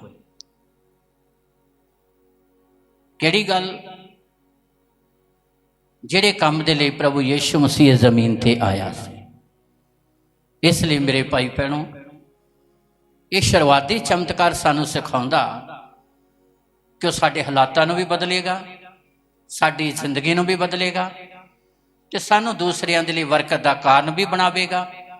ਪਰ ਸਾਡੇ ਲਈ ਜ਼ਰੂਰੀ ਹੈ ਕਿ ਜੋ ਪ੍ਰਭੂ ਯਿਸੂ ਮਸੀਹ ਦੇ ਮੁਖ ਚੋਂ ਵਾਕ ਨਿਕਲਦੇ ਨੇ, ਵਚਨ ਨਿਕਲਦੇ, ਅਸੀਂ ਉਹਨਾਂ ਨੂੰ ਜਿਸ ਤਰ੍ਹਾਂ ਆਉਂਦੇ ਆ ਸਾਡੇ ਕੋਲ ਉੱਦਾਂ ਹੀ ਪੂਰਾ ਕਰੀਏ, ਦਿਲ ਦੀ ਚਾਹ ਦੇ ਨਾਲ ਕਰੀਏ ਤੇ ਪਰਮੇਸ਼ਰ ਸਾਨੂੰ ਹਮੇਸ਼ਾ ਦੀ ਜ਼ਿੰਦਗੀ ਵੀ ਦੇਵੇਗਾ ਤੇ ਉਹ ਦੁਨੀਆ ਦੇ ਲਈ ਬਰਕਤ ਦਾ ਕਾਰਨ ਵੀ ਬਣਾਵੇਗਾ। ਇਸ ਲਈ ਆਖਰ 'ਚ ਜਿਸ ਤਰ੍ਹਾਂ ਪ੍ਰਭੂ ਯਿਸੂ ਮਸੀਹ ਨੇ ਕਿਹਾ ਨਾ, ਮੱਟਾਂ 'ਚ ਜਲ ਭਰ ਦਿਓ, ਉਹਨਾਂ ਦੇ ਕੋਲ ਜਲ ਸੀ, ਦਾਖਰਸ ਨਹੀਂ ਸੀ। ਇਸ ਲਈ ਜੀਵਨ ਜਿੱਦਾਂ ਦਾ ਵੀ ਹੈ, ਆ ਜ਼ਿੰਦਗੀ ਜਿੱਦਾਂ ਦੀ ਵੀ ਹੈ, ਚਾਹੇ ਬੁਰੀ ਹੈ, ਚਾਹੇ ਘਟੀਆ, ਚਾਹੇ ਮਾੜੀ ਹੈ, ਜਿੱਦਾਂ ਦਾ ਵੀ ਜੀਵਨ ਹੈ, ਅਸੀਂ ਸਮਰਪਣ ਦੇ ਨਾਲ ਆਪਣੇ ਆਪ ਨੂੰ ਪ੍ਰਭੂ ਦੇ ਹੱਥ ਦੇਈਏ। ਇਹਨੂੰ ਉੱਤਮ ਤੇ ਸ੍ਰੇਸ਼ਟ ਬਣਾਉਣ ਦੀ ਉਹ ਸਮਰੱਥਾ ਰੱਖਦਾ ਹੈ। ਪਰ ਜਦੋਂ ਅਸੀਂ ਆਪਣੇ ਆਪ ਨੂੰ ਉਹਦੇ ਹੱਥ ਦਿਆਂਗੇ, ਏਦਾਂ ਹੀ ਜਿਸ ਤਰ੍ਹਾਂ ਕੇਸ਼ ਦੀਆਂ ਖੋਤੀਆਂ ਗਵਾਚ ਗਈਆਂ ਤੇ ਉਹਨੇ ਆਪਣੇ ਪੁੱਤਰ ਸ਼ਾਉਲ ਨੂੰ ਕਿਹਾ, ਨੌਕਰਾਂ ਵਿੱਚ ਇੱਕ ਨੂੰ ਨਾਲ ਲੈ ਕੇ ਭਾਲ ਕਰ। 4 ਦੇਸ਼ਾਂ 'ਚ ਚਲੇ ਗਏ, 5ਵੇਂ 'ਚ ਚਲੇ ਗਏ, ਮਿਲੀਆਂ ਨਹੀਂ। ਵਾਪਸ ਜਾਣ ਲੱਗੇ ਤੇ ਨੌਕਰ ਨੇ ਸਲਾਹ ਦਿੱਤੀ, ਇੱਥੇ ਇੱਕ ਰੱਬ ਦਾ ਬੰਦਾ ਆ, ਆਓ ਅਸੀਂ ਉਹਦੇ ਕੋਲ ਚਲੀਏ, ਇਹ ਜਾਣੀਏ, ਸਾਨੂੰ ਚੰਗਾ ਰਸਤਾ ਦੱਸੇ, ਜਿਸ ਰਸਤੇ ਤੇ ਚੱਲਣ ਨਾਲ ਸਾਡੀਆਂ ਗੁਆਚੀਆਂ ਖੋਤੀਆਂ ਮਿਲ ਸਕਦੀਆਂ, ਗੁਆਚੀ ਬਰਕਤ ਮਿਲ ਸਕਦੀ ਹੈ, ਸਾਡੀ ਖੁਸ਼ੀ ਹੋਈ ਜ਼ਿੰਦਗੀ ਸਾਨੂੰ ਮਿਲ ਸਕਦੀ ਹੈ।